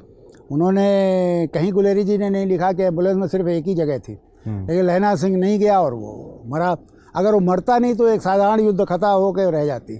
तो उसी तरह इसमें भी ये जो अंग्रेज़ है जो अपनी प्रेमिका का नाम ना बताने की वजह से फांसी चढ़ गया, उसने हत्या नहीं की लेकिन उसके बाद भी फांसी चढ़ गया। 1909-10 का टाइम फ्रेम है। 1909 का है। हाँ, तो क्या रिकॉर्ड्स वगैरह खंगाले? हाँ जी, हाँ जी, मैंने उसे बड़ी इसमें सही अर्थों मैंने बड़ी मेहनत की। बाकी किसी उपन्यास में इतनी मेहनत करके सिर्फ हाशिमपुरा 22 मई में उससे ज़्यादा मेहनत हुई होगी, क्योंकि उसमें रिपोर्टाज के लिए बहुत सारे डॉक्यूमेंट्स तलाशने पड़े। इसमें मैंने बहुत मेहनत की, मतलब जेल के रिकॉर्ड से लेकर के अदालती रिकॉर्ड्स तक, और उसमें फिर मैं बहुत सारी चीज़ें मुझे पता चली। तो वो उपन्यास एक तरह से, अब उसका शिल्प आप पूछ रहे हैं तो ये सही है कि उसको कैसे लिखा जाता है, ये मेरे लिए बड़ी भारी एक समस्या थी। 1909 में एक हत्या हुई है, 2009 में मैं उसे लिख रहा हूँ, तो उसे कैसे लिखूँ, ये अपने आप में एक बहुत बड़ी होती। तो फिर मुझे बहुत, जिसे आप कह सकते हैं कि महीनों की उहापोह के बाद ये शिल्प मुझे समझ में आया कि इस तरह आप एक नरेटर के तौर पे आप उसका बयान कर सकते हैं। ठीक है, एक और उपन्यास घर, जिसकी बात अक्सर कम होती है। घर उपन्यास में अवसाद में डूबे हुए चरित्र हैं, एक तरीके से काम है लेकिन काम उनके पास नहीं है किसी के पास, एक तरीके से देखें तो। आप उस उपन्यास को पढ़ते हुए एक दो जगह मुझे ये लगा कि जैसे बूढ़ी राजकुमारी जो 28 साल की लड़की है, बूढ़ी राजकुमारी जिसको आपने उपन्यास में कहा है चरित्र है, सवाल ये है कि उसके भीतर आकांक्षाएं बहुत सारी हैं, लेकिन वो आकांक्षाएं उसकी सारी यौन इच्छाओं तक रिड्यूस कर दी गई हैं। आपको लगता नहीं है अगर किसी की छटपटाहट को दिखाना हो तो यौन छटपटाहट को ही क्यों दिखाया जाए? उसे घर से निकलना है, उसे दुनिया देखनी है, लेकिन आप स्वप्न में भी उसके केवल सेक्स और तमाम चीज़ें ही दिखा रहे हैं, ऐसा क्यों? देखिए, एक निम्न मध्यम वर्ग की लड़की है ना, जिसका बाहर कोई जिसकी दुनिया नहीं है, पढ़ाई लिखाई या नौकरी ये सारी चीज़ें उसके लिए, ये सन 70-80 के आसपास का आगरे का समाज है। ये परिवार आगरे में रहता था, मेरे पिता वहाँ पोस्टेड थे, तो हम लोग थोड़ा पारिवारिक इनके उससे आना जाना था, तो वहाँ मैंने देखा था। तो उसके पास और कुछ नहीं। अच्छा, सेक्स उस उम्र में 18-19 साल या 16-17 साल से लेकर के 28-30 साल तक एक बहुत बड़ी, जिसे कैसे ड्राइविंग फोर्स होती है ना। आप अगर उसकी पूर्ति नहीं हो रही है तो आप हो सकता है 24 घंटा उसी के बारे में सोचते रहें। अच्छा, प्लस अगर कोई दुनिया में और विकल्प हों, पढ़ रहे हों, कोई नौकरी की कोई गुंजाइश हो, कोई और सपना हो जो आप पूरा कर सकते हो, तो ये कुछ नहीं है। तो इसमें कोई, मुझे नहीं लगता कि कोई अस्वाभाविक चीज़ है कि वो लड़की दिन रात। अच्छा, प्लस हमारा तो वैसे भी, मेरा अपना मानना है कि हम सेक्स स्टार्व्ड सोसाइटी रहे, है ना। आप अपने बचपन का, या जैसे मैं तो अपने बचपन का याद कर सकता हूँ, जब कोई एजुकेशन नहीं थी, लड़के लड़कियाँ साथ नहीं पढ़ते थे, मिलने जुलने के, अब तो खैर मिलने जुलने के बहुत विकल्प हो गए, पहले नहीं थे। तो लड़के भी लगातार इसी, आप उनके हंसी मजाक उस ज़माने के ज़रा याद करें, मतलब आप तो खैर बहुत छोटे हैं, मैं याद करता हूँ 60s में, तो लड़कों की बातचीत का जो सबसे ज़्यादा जिस विषय पे बात होती थी वो यही थी, सोडमी पर या सेक्स के दूसरे उस पर। तो वो तो मुझे नहीं लगता कि कोई अस्वाभाविक चीज़ है। यही वो कुंठाएं तो नहीं है बचपन की इनकी आप बात कर रहे थे? मेरी कुंठाएं दूसरे तरह की थी। हाँ। जो एक इंट्रोवर्ट होने की वजह से वो आ जाती। ये भी तो इंट्रोवर्ट किस्म की कुंठा बन सकती है, क्योंकि आप किससे खुल के बात ही नहीं कर पा रहे। ये भी हो सकता। अच्छा, उस जमाने का बचपन मुझे लगता है कि आज के बचपन के मुकाबले थोड़ा कठिन था। कठिन इस अर्थ में था कि भाई, एक तो जैसे आज माँ बाप दोस्त की तरह वो करते हैं ना, उस ज़माने में तो यहाँ तक वो था कि पिता अपने संतान को सबके सामने गोद में नहीं लेता था, है ना। दोस्ती की तो बात ही छोड़ दीजिए। और मतलब मुझे तो अपने बचपन का याद है कि लड़के सिर्फ यही बात करते थे और कोई बात ही नहीं करते थे, है ना। तो ये एक समाज का क्या इन सब को लेके क्या स्त्रियों के प्रति जो छवि बनती है, क्या वो भी आपकी दोयम दर्जे की बन जाती है, ख़राब बनती है? नहीं, लेकिन स्त्रियों को लेकर मेरे मन में कभी, तो आप अब उस इंटरव्यू में बात करेंगे जिसकी तरफ आप जा रहे हैं, कभी वो नहीं रही। मैंने हमेशा उनके पक्ष में लिखा है। क्योंकि जब मैं देखिए समानता की बात करता हूँ तो समानता सिर्फ वर्ण व्यवस्था की बात नहीं कर रहा हूँ, हाँ। उसमें जेंडर समानता भी है। और कैसे उस इंटरव्यू को, वो जब इंटरव्यू बात करें तो विस्तार से बात करें। नहीं, मैं उसी पे आ ही गया। अब आपने कह ही दिया तो मैं जा ही उस तरफ रहा था, लेकिन बोलते हैं ना वो ब्यूरोक्रेट्स बड़े शार्प होते हैं। अच्छा, तो आपने वो मुझे पकड़ ही लिया कि मैं उसी की तरफ बढ़ रहा हूँ, धीरे धीरे भूमिका बना ही रहा था। चलिए आइए उसी पे आ जाते हैं। क्यों इस तरीके का बयान दे दिया? देखिए मैंने क्या दिया, वो इंटरव्यू है मेरे पास। हाँ, आपने पढ़ा नहीं होगा। अरे मैंने पूरा पढ़ा है। अच्छा, मैंने 90% लोगों से मैंने वो भी पढ़ा और बाद में वो भी पढ़ा जो आपने मैत्री पुष्पा को सामने बिठा के जो इंटरव्यू दिया, दोनों मैंने उसमें सिर्फ ये बात कही कि भाई जो विमेन डिस्कोर्स है वो सिर्फ शरीर का डिस्कोर्स नहीं हो सकता। वो लुब्बे लुबाब ये था, विमेन डिस्कोर्स के बहुत सारे वो हो सकते हैं जो एक लेफ्ट से जुड़े व्यक्ति को हमेशा सोचना चाहिए ना। एक स्त्री की संपूर्ण मुक्ति की बात होती है, और स्त्री की मुक्ति आप किसी वैक्यूम में नहीं हो सकती। स्त्री और पुरुष की मुक्ति एक साथ, सारी चीज़ें बोलते विभूति जी, लेकिन आपने एक शब्द का इस्तेमाल कर दिया। अब देखिए कालिया जी जीवित नहीं है तो मैं उसे मैं ओन कर रहा हूँ, मैंने इस्तेमाल कर दिया। लेकिन उस शब्द में कहा क्या था मैंने ये कहा था कि भाई आपका जो आपकी मुक्ति सिर्फ देह की मुक्ति नहीं हो सकती। आप केवल ये बढ़ के कहें, जैसे ये तो मैत्रेयी जी तो ज़बरदस्ती आ गई। मैत्रेयी जी तो मेरे दिमाग में नहीं थी ना, मैंने मैत्रेयी का उसमें कहीं जिक्र किया, बल्कि अपने दूसरे इंटरव्यू में जो पाखी में आया तो मैंने मैत्रेयी से पूछा भी कि भाई आपका तो कोई जिक्र नहीं था, आप कहाँ से उसमें आ गई। हाँ। तो हुआ ये था, देखिए उसका बैकग्राउंड अगर आप नहीं जानेंगे तो आप शायद समझ नहीं पाएंगे। वो एक सुनियोजित किस्म का पूरा अभियान था जिसमें कुछ कालिया के शत्रु जुड़ गए, कुछ मेरे शत्रु जुड़ गए, और वो दोनों ने मिल करके एक ऐसा वो बनाया। अब उन लोगों के नाम लें तो अनावश्यक एक वो होगा, लेकिन उन्होंने एक किस तरह का वो बनाया कि जैसे कोई स्त्री विरोधी बात कही गई। ज़्यादातर विभूति जी आप यहाँ लिख आप रहे हैं, इसमें कोई एक वाक्य पढ़ के बताइए जो स्त्री विरोधी हो। कुछ लेखिकाओं में होड़ लगी है कि ये साबित करने की कि उनसे बड़ी, मैं बीप कर रहा हूँ, कोई नहीं है। हाँ, ठीक मुझे है। लगता है इधर प्रकाशित एक बहु प्रमोटेड ओवररेटेड लेखिका की आत्मकथा पुस्तक का शीर्षक कितने बिस्तरों पर कितनी बार हो सकता था। एक लेखिका आप वो थी। शब्द वो खराब शब्द है जिसका आप इस्तेमाल कर रहे हैं। आप इससे ज़्यादा गंभीर और आपत्तिजनक शब्द रमणिका गुप्त ने, ये हमारी क्या नाम था, अरे अपनी बड़ी लेखिका थी भाई जो मर गई, कृष्णा जी ने, मृदुला गर्ग ने, चित्रा मुदगल ने, खुद मैत्रेयी पुष्पा ने जो सबसे ज़्यादा कूदी थी, उन्होंने ये इससे ज़्यादा अगर आप कहें तो उन शब्दों का आप यहाँ शुरू करेंगे। सवाल तो, ये नहीं बात ये है कि उन्होंने सीधा कभी ये तो नहीं कहा ना कि किसी इंटरव्यू कि इधर लेखकों में होड़ लगी है कि कौन सबसे ज़्यादा बच्चलन लेखक होगा। हाँ, तो ये इसलिए देखिए शब्द का इस्तेमाल कर दिया। आप इसे तो उससे बाहर निकाल के देख रहे हैं ना। उस पूरे जो उसका संदर्भ है, मैं ये कह रहा हूँ, मैंने पूरा इंटरव्यू पढ़ा, मैं ये कह रहा हूँ संदर्भ ये है कि भाई ये स्त्री मुक्ति का मतलब शरीर की मुक्ति ही नहीं है ना। स्त्री मुक्ति से का मतलब बहुत सारे मुद्दे हैं, आप केवल इस पे जुटे हुए हैं। जैसे जिसके लिए लिखा था उसका वो है नहीं है, उनका नाम भी लेना उचित नहीं है। उन्होंने तो इसी तरह लिखा है। एक कथाकार से अच्छे शब्दों की अपेक्षा तो की ही जा सकती है। भाई क्यों करते हैं आप? शिष्ट समाज अगर आप बनाएंगे तो आप लोग का निषेध कर रहे हैं, इसका मतलब क्यों करते हैं? इन लोगों ने अच्छे शब्दों का प्रयोग किया है क्या? कृष्णा जी का मैं आपको सुनाऊँ, कृष्णा जी के वाक्य सुनाऊं, कृष्णा सोप्ती के या आपके मैत्रेयी पुष्पा के, अब पूरे सेंटेंस का आप क्या उन्हें हटा देंगे? आप कहेंगे नहीं समाज में फिक्शन में आना, कथानक में आना अलग बात होती है। करते कथानक में क्यों? लेकिन अभी आप मुझे इंटरव्यू ले और मैं बोलूं कि जितने इंटरव्यू लेने वाले हैं उनमें होड़ लगी है कि कौन किससे बड़ा वो होगा। उसका संदर्भ अगर होगा तो कह सकते हैं, ऐसी क्या दिक्कत? अगर संदर्भ कहीं मैं उसे वो करके बताऊं आज अब तो इस बात को इतने साल हो चुके हैं, प्रकरण को बहुत साल हो चुके हैं। क्या मैंने तो देखिए जैसे ही मुझे समझ में आया तो मैंने क्षमा मांग ली भाई। अगर मैं यही पूछ रहा हूँ कि इतने सालों बाद मतलब शर्मिंदगी होती है कि ये क्यों? नहीं, तो मुझे ये शर्मिंदगी होती है कि हमारा समाज इतना उसने अधैर्य दिखाया और इस तरह से मोटिवेट हो गया। वो कुछ लोग थे जो बड़े लोग थे और जिनके पास संसाधन थे, जो लोगों को इकट्ठा कर रहे थे और सब करा रहे थे। जैसे आप इस पे कल्पना कर सकते हैं कि जनसत्ता ने लगभग 6 महीने तक रोज़ एक खबर इस पर छापी।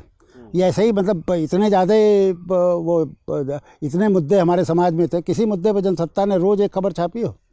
ऐसा नहीं था कि ये कहीं शून्य से उपजा था या सारा सदिच्छा से उपजा था, इसमें बहुत सारी चीज़ें थी।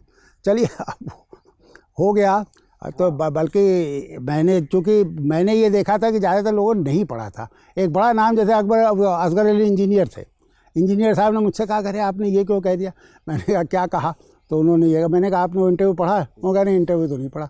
तो मैंने कहा भाई आप पढ़िएगा। फिर मैंने बताया कि उस इंटरव्यू में सिर्फ ये बात है कि अगर उसका एक शब्द, एक वाक्य में कहा जाए कि विमेन डिस्कोर्स सिर्फ शरीर का डिस्कोर्स नहीं हो सकता, बहुत सारे मुद्दे हैं जो स्त्री मुक्ति से जुड़े हुए हैं, और स्त्री मुक्ति और पुरुष मुक्ति तो मिल करके ही होगी। तब भी वो भाषा स्वीकार्य तो नहीं है। अरे तो फिर आप बहुत सारा साहित्य खारिज कर नहीं। अगर अच्छा आप ये बताइए, आप वो उनका जो गद्य है जो कहानी के तौर पे उपन्यास में इस्तेमाल हुआ, उसमें तो आपको स्वीकार है कि हवा तो चल जाएगा, यहाँ फिक्शन में तो बिल्कुल होता है स्वीकार। तो यहाँ भी होता है, ये फिक्शन नहीं है। इंटरव्यू में भी तो आप सच नहीं बोलेंगे इंटरव्यू में, ये बताइए। अच्छा दूसरी चीज़ ये है कि इसमें बहुत सारी महत्वपूर्ण बातें थी।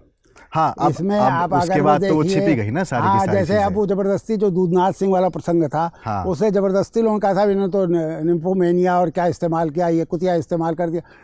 आप अगर पूरे संदर्भ से काट करके अगर वो करेंगे तो फिर दिक्कत यही आती है। और यहाँ पर तो एक प्रायोजित ये पूरा आंदोलन था ना, इसमें आप जैसे मैं पूछ रहा हूँ आपसे कि हिंदी समाज की किसी समस्या को लेकर के, किसी लेखक के किसी वाक्य को लेकर के क्या 6 महीने तक जनसत्ता ने लगातार अभियान चलाया और लोगों को फ़ोन कर करके लिखवाया? और क्या जनसत्ता ने रोज़ एक, कुछ नहीं मिलता था तो करेला बाग भिंडी विक्रेता संघ की अध्यक्षा ने इसकी आलोचना की, ये खबर छपती।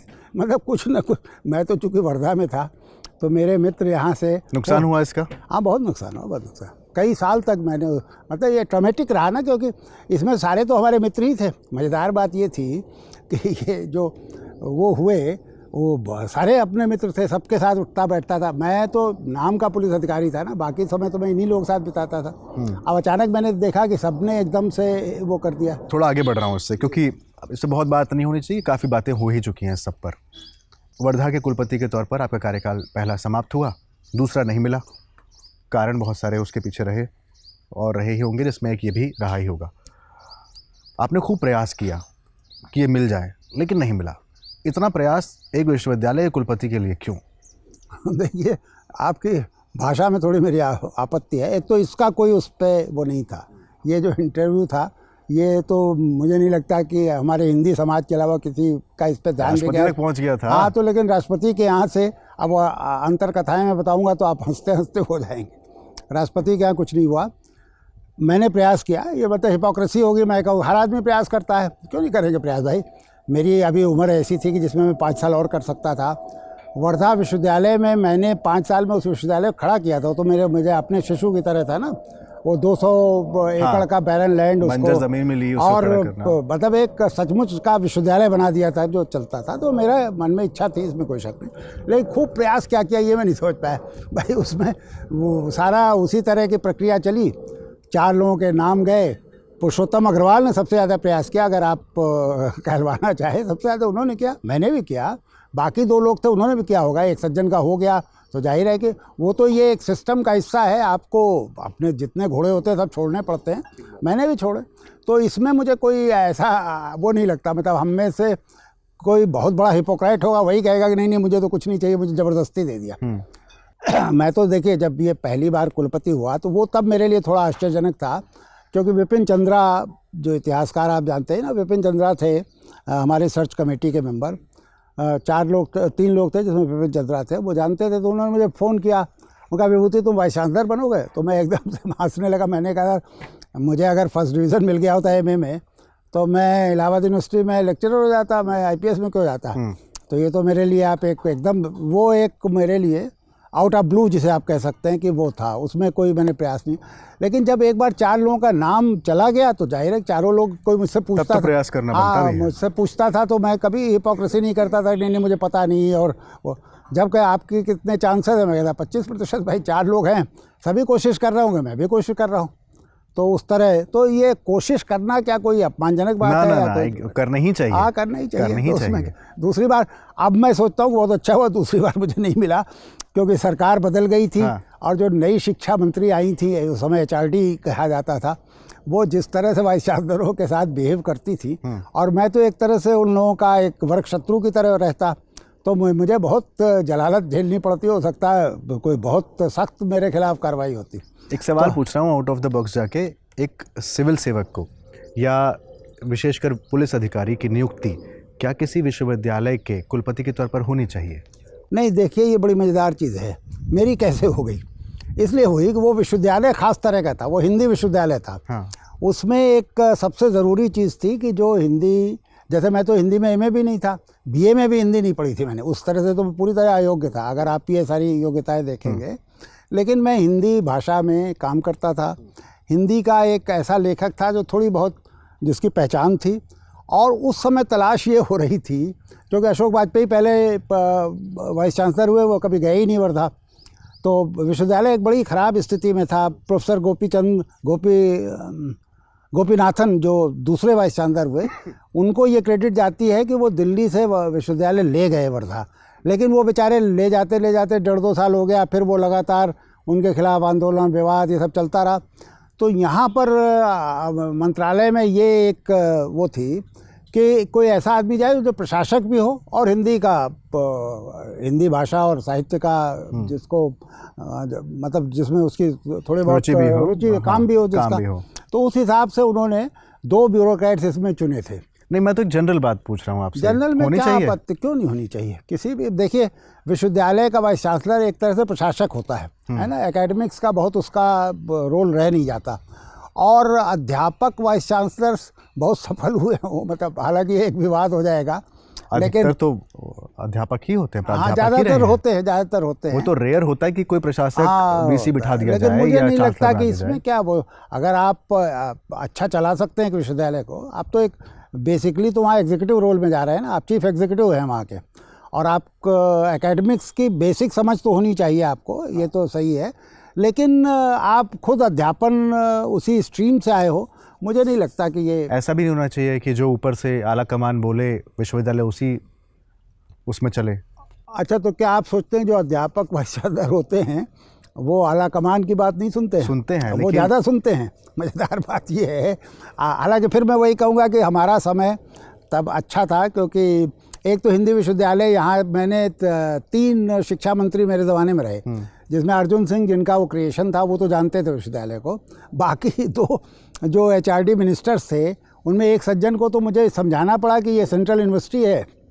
मैंने कहा अरे ये सेंट्रल यूनिवर्सिटी है, और वो सोचते थे कोई विद्यापीठ, कोई स्कूल कॉलेज कोई हिंदी के नाम पे बना हुआ है। और ये तो एक व्यक्ति पर निर्भर करता है कि आप किस तरह से सबसर्विएंट होते हैं, कितनी तेज आप सरेंडर करते हैं। तो अध्यापक भी करता है, ब्यूरोक्रेट भी करता है, उसमें तो कोई फ़र्क नहीं पड़ता। जैसी योजना आपकी थी पहले कार्यकाल में विश्वविद्यालय को बनाने में, वैसा बन पाया? नहीं बन पाया। देखिए उसमें कुछ तो ये था ना कि बड़ा दुर्भाग्य था, वो विवादों से जुड़ा विश्वविद्यालय था। मैंने जाते समय बड़ी कोशिश की मैं उससे बचा रहूं, तो कुछ तो मैंने मूर्खताएं की जिनसे मैं उन विवादों का हिस्सा बन गया। कुछ उसका पूरा एक चरित्र ही ऐसा बना था कि वो मतलब एक जैसे आप कह सकते हैं कि नॉर्मल विश्वविद्यालय की तरह फंक्शन नहीं कर पा रहा था। और लेकिन फिर भी मुझे ये संतोष है कि भाई जब मैंने छोड़ा तो वो अगर नंबर देने हो तो 80-90 नंबर मैं अपने को दूंगा 100 में, उसे वहाँ तक मैंने पहुँचा दिया था। और ये मैं नहीं, आप वहाँ जो उस ज़माने में छात्र रहे हो, जो अध्यापक रहे हो, जो आप रहे, उनसे भी बात करिए तो आपको यही रिपोर्ट मिलेगी। चलिए, इधर आपका एक उपन्यास आया, वापस आ रहा हूँ लेखन की तरफ ही। आपका रामगढ़ में हत्या उपन्यास आता है, जासूसी उपन्यास है। आमतौर पर जासूसी उपन्यास लोग लिखने की चेष्टा करते नहीं हैं, आज के दौर में तो एकदम नहीं करते, क्योंकि उसे जो तथाकथित मुख्य धारा का साहित्य है उससे अलगा कर देखा जाता है। और उसमें कथानक भी कोई ऐसा नहीं है कि आउट ऑफ द बॉक्स जाके कोई कथानक है। वो लग रहा है कि एक पुलिस अधिकारी के तौर पर आप हैं, तफ्तीश कर रहे थे, कहानी में दिलचस्पी जागी और लिख दिया। क्यों लिखा? देखिए, ये आपने उसका जवाब भी दे दिया। हिंदी में बहुत सारी चीज़ें जो हैं वो कमतर मानी जाती है। जैसे बच्चों के लिए आप नहीं लिख सकते, हाँ, आप जासूसी उपन्यास नहीं लिख सकते, यहाँ तक अनुवाद करना भी, एक ज़माने में हमारे सारे बड़े लेखकों ने अनुवाद किया था, अब अनुवाद करना भी घटिया काम माना जाने लगा। ये एक ख़ास तरह की मानसिकता है हिंदी समाज की। श्रीलाल जी ने एक उपन्यास लिखा था जासूसी, आदमी का जहर। मैंने उनसे एक बार पूछा कि श्रीलाल जी आपने दूसरा क्यों नहीं लिखा, तो वो हंसने लगे। उन्होंने थोड़ा गाली वाली देख कहा कि सब हमको समझते थे कि तो सेकेंड रेटर है ये। तो ये सही था ये चुनौती मेरे सामने भी थी, लेकिन एक तो ये ना कि मैं इस समय एक बड़ा उपन्यास जिस पे मैं काम कर रहा हूँ पिछले कई वर्षों से, वो मुझे लगता है शायद मेरे जीवन का आखिरी उपन्यास होगा, वो धीरे धीरे चल रहा है। कई साल हो गए थे ये आए, जो मेरा प्रेम की भूत कथा है, कई साल हो गए थे। तो मुझे ये एक, मैंने कहा जरा इस पर भी हाथ आजमाया जाए। ये हालांकि जोखिम भरा था, लेकिन एक जासूसी उपन्यास लिखा जाए। लेकिन उस तरह से चर्चा नहीं हुई जिस तरह से हाशिमपुरा से लेकर और शहर में कर्फ्यू इन सब की हुई। मैं फिर आपको कह रहा हूँ ना कि जासूसी उपन्यास तो हमारा जो श्रेष्ठ आलोचक है या पाठक है, उसे लगेगा अरे ये क्या घटिया काम, अगर इस पर कुछ कलम उठाई जाए, मतलब मेरिट पे आप चर्चा करें। अच्छा, नहीं, घर उपन्यास की भी नहीं होती?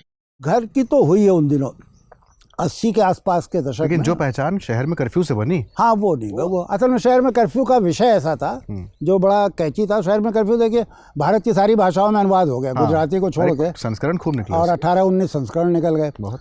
तो लेकिन उस तरह से घर नहीं हुआ, ये बात सही करें। लेकिन घर मुझे संतोष देता है, ठीक ठाक मुझे लगता है कि हो गया था।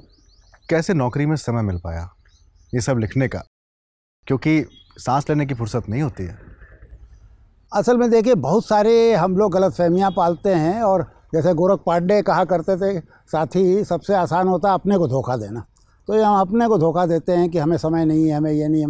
समय खूब होता है, समय इस अर्थ में कि देखिए हम बहुत सारे काम करते हैं जब हम ब्यूरोक्रेसी में होते हैं, लेकिन उसके बाद भी हम शाम को क्लब चले जाते हैं, हम सोशलाइजिंग करते हैं, हम शराब पीने बैठ जाते हैं, मतलब बहुत सारे काम हम कर सकते हैं जिसमें हम समय बिताते हैं।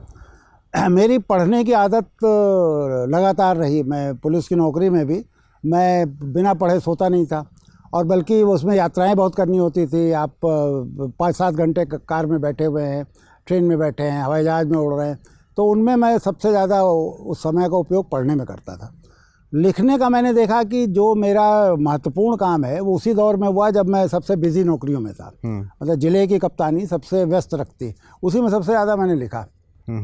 मैंने शुरू में आपसे कहा ना कि मैं थोड़ा आलसी हूँ, लापरवाह भी हूँ, टालता हूँ। मैं अभी एक 8 साल से एक अखबार में कॉलम लिख रहा हूँ।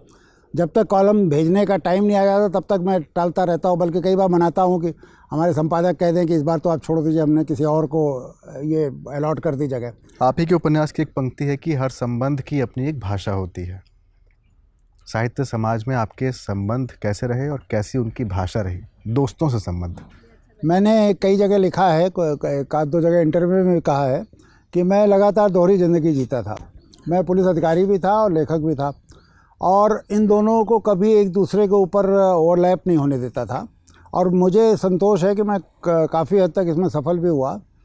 मेरे दफ्तर में अमूमन कोई नहीं जानता था कि मेरा साहित्य से कोई संबंध है, मैं कहीं लिखता पढ़ता हूँ।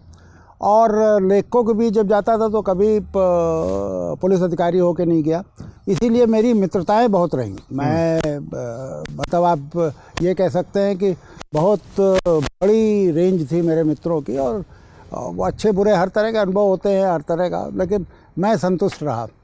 और मित्र जैसे जीवन में दूसरी चीज़ों को लेकर संतुष्ट था, उसी तरह मित्रता को लेकर भी संतुष्ट रहा। और अब ये जैसे विवाद हुआ जिसका कुछ देर पहले आपने, बहुत सारे मित्रों ने भी उसमें धक्के दिए, लेकिन मन में मेरे हमेशा ये रहा जब वो स्टेटमेंट आप एक्सट्रीम देते हैं ना, जैसे आपने एक जगह कहा कि मैं विष्णु खरे को इस लायक नहीं मानता कि मैं उनके बारे में कुछ सोचूं। हाँ, एक किसी ने मुझसे पूछा कि what do you think of Vishnu Khare. हाँ। मैंने कहा I never think of him. तो अब इसमें क्या मैं आपने आगे भी कहा कि मैं उनको इस लायक नहीं मानता कि उनके नहीं, बारे ये में नहीं कहा, मैंने कहा I never think of him. और सचमुच विष्णु खरे जिस तरह के अझील और अबूझ किस्म का वो, चलिए खैर ये विष्णु खरे पे बात होनी। और आपने फिर ये भी कहा कि अशोक वाजपेयी को सब लोग इवेंट मैनेजर मानते हैं, कभी नहीं। ये अशोक वाजपेयी ने खुद इंटरव्यू दिया है।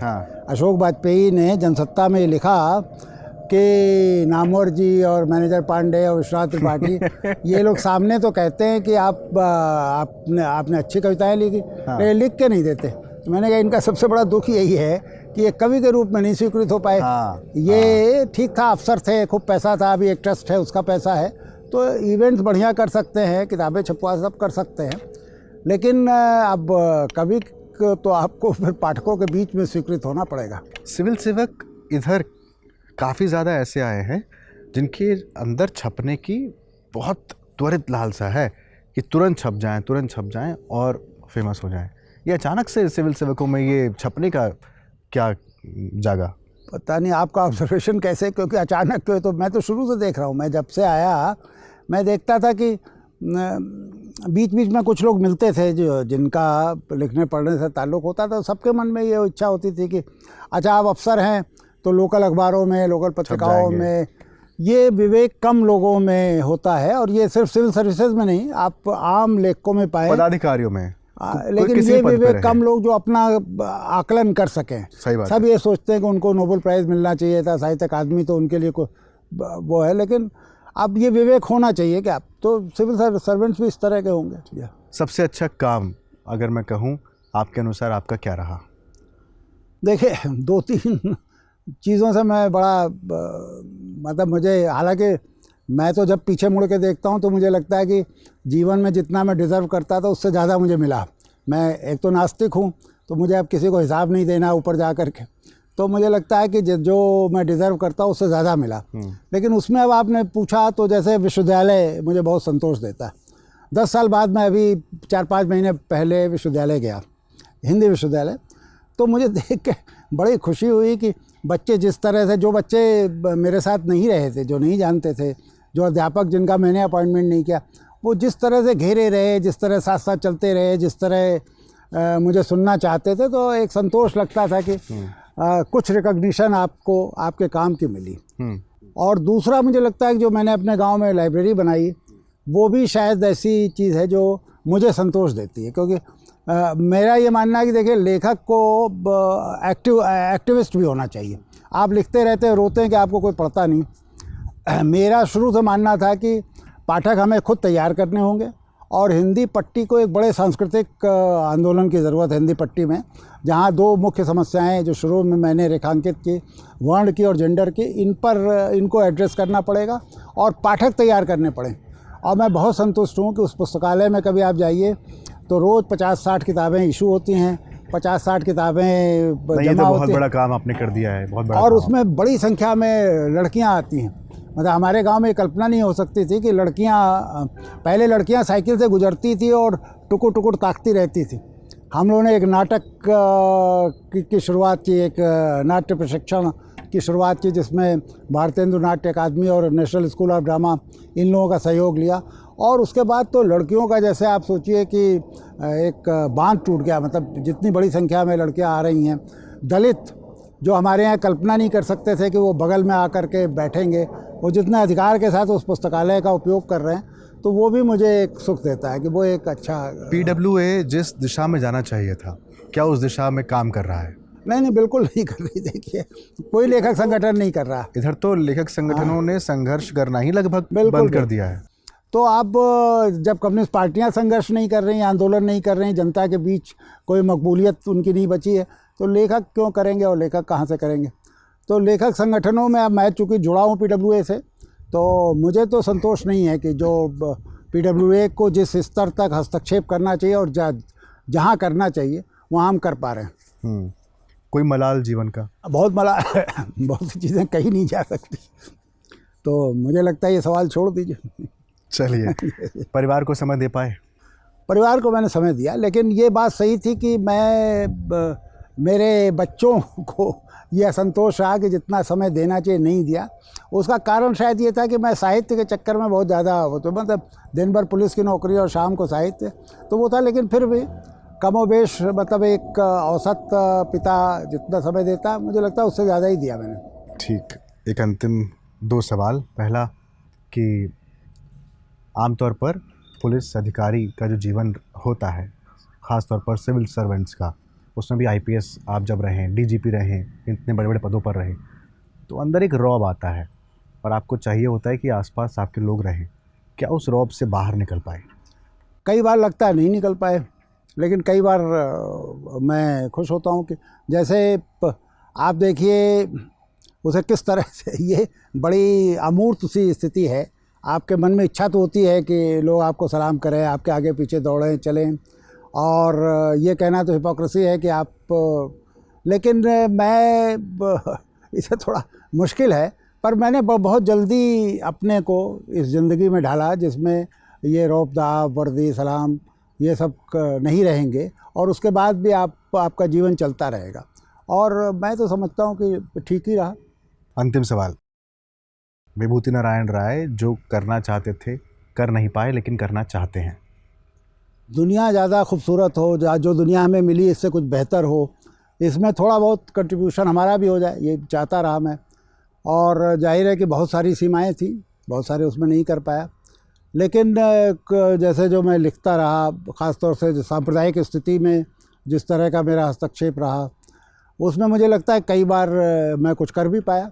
लेकिन ये भी फिर मुश्किल सवाल है, पर मेरा मानना है कि हम सबको मिल करके जैसी दुनिया मिली है, जैसा जीवन मिला है, ये कुछ बेहतर हो सके, ज़्यादा सुंदर हो सके, इसके लिए काम करना चाहिए। चलिए, बहुत बहुत शुक्रिया, आप ऐसे ही लिखते रहें। धन्यवाद। और वो रौब अगर नहीं निकला है तो बाहर उससे आएँ। दुनिया खूबसूरत हो, उसमें आपका भी योगदान रहे। और अच्छा काम आपने वो किया जो पुस्तकालय खोला है, ज़रूर उधर होकर आएंगे। बहुत बहुत शुक्रिया संगत में समय देने के लिए। आप स्वस्थ रहें, ऐसे लिखते रहें। अंग्रेजी ब्रिटिश कैपिटल, अमेरिकी कैपिटल, देशी जो के देसी कैपिटल, तीनों एक हो गई। 1948 में भारतवर्ष का कौन सा ऐसा अर्थशास्त्री था, उसके साहित्य को भी कौन निर्धारित कर रहा है? अब हम केवल साहित्य पर आए। जयपुर लिट फेस्टिवल कब से शुरू हुआ? साहित्य क्या उत्सव है? हम आलोचना की सामाजिकता पर, आलोचना के सांस्कृतिक पक्ष पर हम क्यों नहीं विचार करेंगे? निराला ने पुत्री के हित में कुछ नहीं किया, परिवार के हित में कुछ नहीं किया, हिंदी के हित में किया। तो किसी ने कहा था कि सार्त्र को गिरफ्तार कर लिया जाए, तो फ्रांस के राष्ट्रपति मित्रा ने कहा था कि सार्त्र फ्रांस है और फ्रांस को गिरफ्तार नहीं किया जा सकता है।